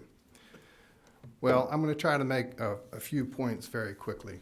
And before I turn it over to the next witness, who I think is the more important of our team. The first point is that HB 71 is not needed to protect the Okefenokee Swamp. As we've already heard from the Director of EPD and others, the Okefenokee is already protected. The Georgia Surface Mining Act will not let this permit be granted if it cannot be done safely. If it can't be done safely, and if the claims that have been made can be verified by the scientists at EPD, there's not going to be mining on Trail Ridge. The only way that HB 71 plays a role is if we're able to prove that the mine is able to be done safely, because that's the only way this permit gets granted. You don't need a new law in order to stop it. Now, our opponents talk about science. But science requires critically evaluating claims. We don't do science in committees, and we don't do science, at least not this type of committee, and we don't do it in op-eds. Science is done by scientists. And so what we need to do is carefully evaluate these claims to separate fact from fiction and see which of these claims have merit and which don't. And we have a process. We have a whole agency that's dedicated to doing exactly that. So listening to the science in this case, it doesn't mean making a blanket prohibition on mining Trail Ridge. What it does is mean allowing the scientists at EPD to do the work and to do the evaluation. And let Dr. Jackson come forth with his evidence, and let us come forth with ours. And let's evaluate the science and see which claims have merit. That process, that rigorous process, is only going to result in a permit if the science shows that this can be done safely. And to that point, the next point that I want to make is that these minerals are valuable. The value of the minerals on Trail Ridge on Twin Pines property alone is in the billions. That's billions with a B and an S. And that's why we're here. If that value can be recovered and if it can be done safely, it's a tremendous benefit to the local and state and national economy that should be allowed to happen. And we should be allowed to show, and EPD should be given the space to determine if that value can be recovered safely and without hurting the swamp. Again, the question is if we can do both. And that's what we need EPD to determine for us. To the point that's already been raised, again, these are, the value wouldn't be in the billions if these minerals were abundant, as our opponents claim. They're on the critical minerals list for a reason. And the titanium dioxide is on the list, whether it is used as a pigment or as a metal alloy. In either case, the list explicitly says this titanium is in fact a critical mineral that we need. That's why it's so valuable. So by denying landowners the opportunity to prove that they can use this land and recover that value and do it safely by making a blanket prohibition instead of trusting the process that we have, that is a taking. It's a taking of private property. We've heard different views about that. What I can guarantee this committee is that those claims are going to be tested in court. And given the value at stake, this is a tremendous potential risk for the state of Georgia. We heard reference to the Coastal Marshlands Act. Marshlands belong to the state. The state can do it at once with marshlands. This is private property, and that's a whole different game. Okay. There are other points that we could address, but I'm out of time. I'm going to turn this over now to Dr. Pandey, Dr. Sorab Pandey. I just wanted to introduce him before he takes the mic. Dr. Pandey is our groundwater hydrologist. He's a principal engineer with GSI Environmental and a visiting professor at the University of Nebraska in Lincoln. He is a nationally renowned groundwater modeling expert. In fact, after conducting a national search, our state hired Dr. Pandey to be Georgia's expert in the Water Wars case that was just referenced, to be the expert on groundwater issues for the state of Georgia in the United States Supreme Court. And his contributions to science are in fact widely recognized by his peers. In fact, the USGS turned to Dr. Pandey to write the ModFlow model, which is the tool that's used to analyze this type of question. Dr. Pandey in 2017 was inducted into the National Academy of Engineering, one of the highest honors that can be conferred on a scientist in this country. So Dr. Pandey is now going to take the mic and address some of the issues that we've heard today. Thank you, Mr. Jones. Dr. Pandey, if you come forward, it'd be great.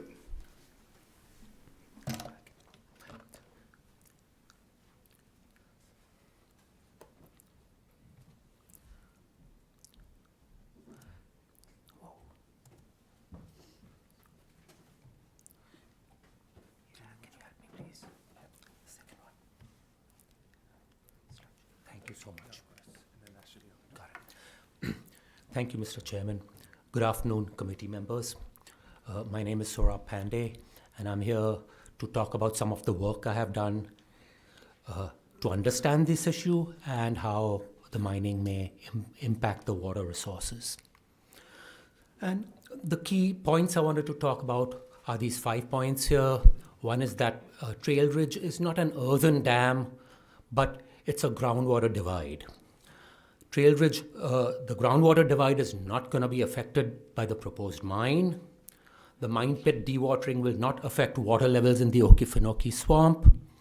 The proposed mine will not affect flows in the St. Mary's River, and pumping from the Floridan Aquifer is not going to affect the Okefenokee Swamp. So starting off with, Trail Ridge is not an earthen dam. On the left, what you see is an earthen dam which backs up water against that dam. On the right is what we have at Trail Ridge, which is a groundwater divide. So you have a mound of groundwater, and everything on the west flows to the west, and everything on the east flows to the east.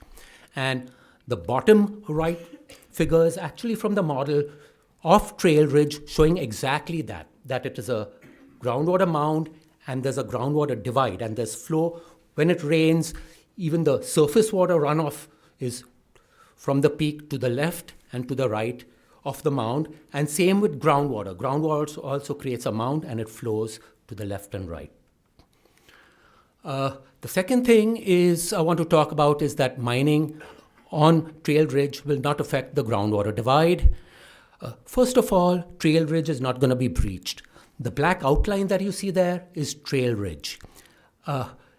Down, the mine footprint is in blue below that, and as was mentioned earlier, the mining is done as an open pit which moves along through the mined area, and those small dots that you see there, that is actually the open mine pit. There are two of them that have been pointed out with an arrow, and the mine moves according to that. So that will be the size of the active mine.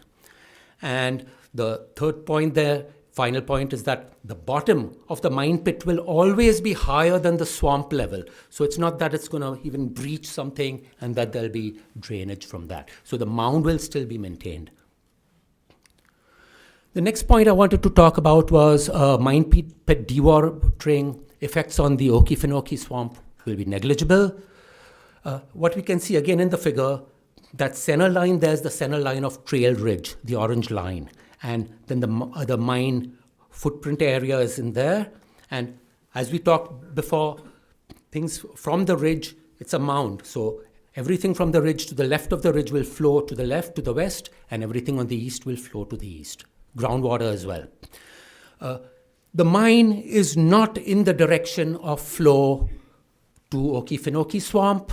Actually, the first surface water body close to the mine there is the River Styx. And we have done some evaluations of what the impact would be. The river, so groundwater will flow towards the River Styx, and the River Styx flows north into the Okefenokee Swamp. And just to give the lay of the land, the St. Mary's River flows from the swamp out southwards.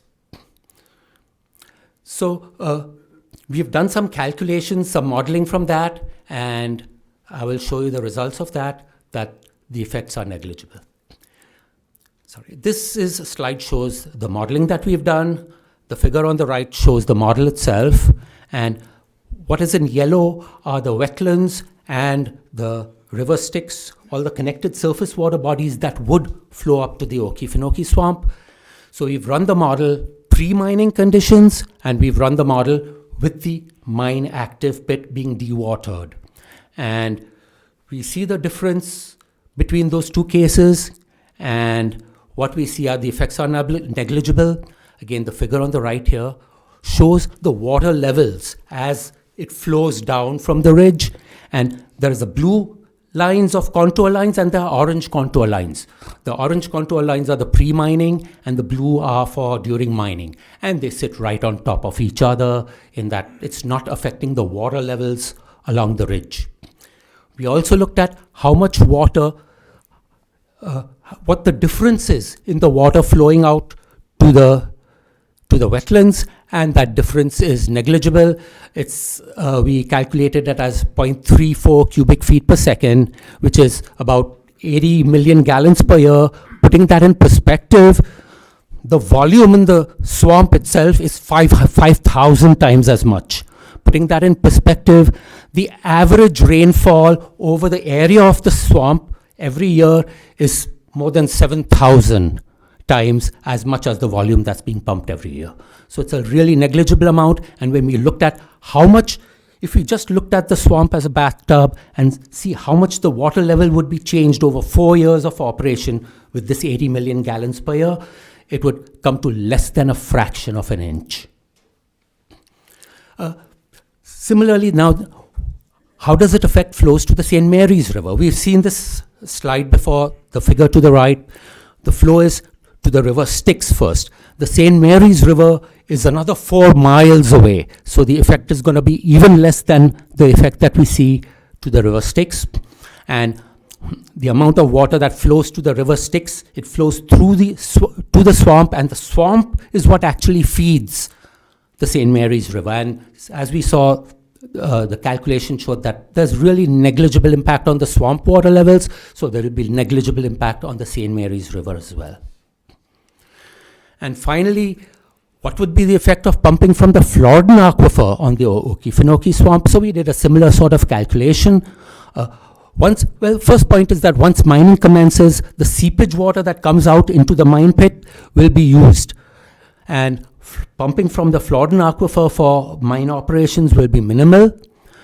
The second point is that the Okefenokee swamp is separated from the Floridan aquifer by a thick clay unit called the Hawthorne Formation, and the Floridan aquifer pumping will not affect those seepage rates. Pumping in the Floridan aquifer first of all, it does not come directly out of the swamp. It comes out of the groundwater, which comes out from all directions in the groundwater itself. And when we did the same calculation, assuming that all of that water just came out of the swamp, it again showed that over the 4-year period, the level of the swamp would be changed minimally by a fraction of an inch. Thank you very much for listening to me. Thank you. Yes, sir, Doctor. You hit it dead on it. You had about 2 seconds left, so dead on it. So your timing's good. Your timing's good. We've heard a lot of testimony today. I want to commend everybody for their emotions. I know we're emotional, but I think it's been a great meeting. I think we've learned a lot. I've learned a lot about it. Hope the committee members have learned a lot about it. The committee members are welcome to contact anybody in the audience and other people that may have testified that had to leave. We're, feel at will to do that and talk amongst yourselves. And we will call this meeting adjourned. And we thank you very much. Good job, Mr. Chairman. Thank you.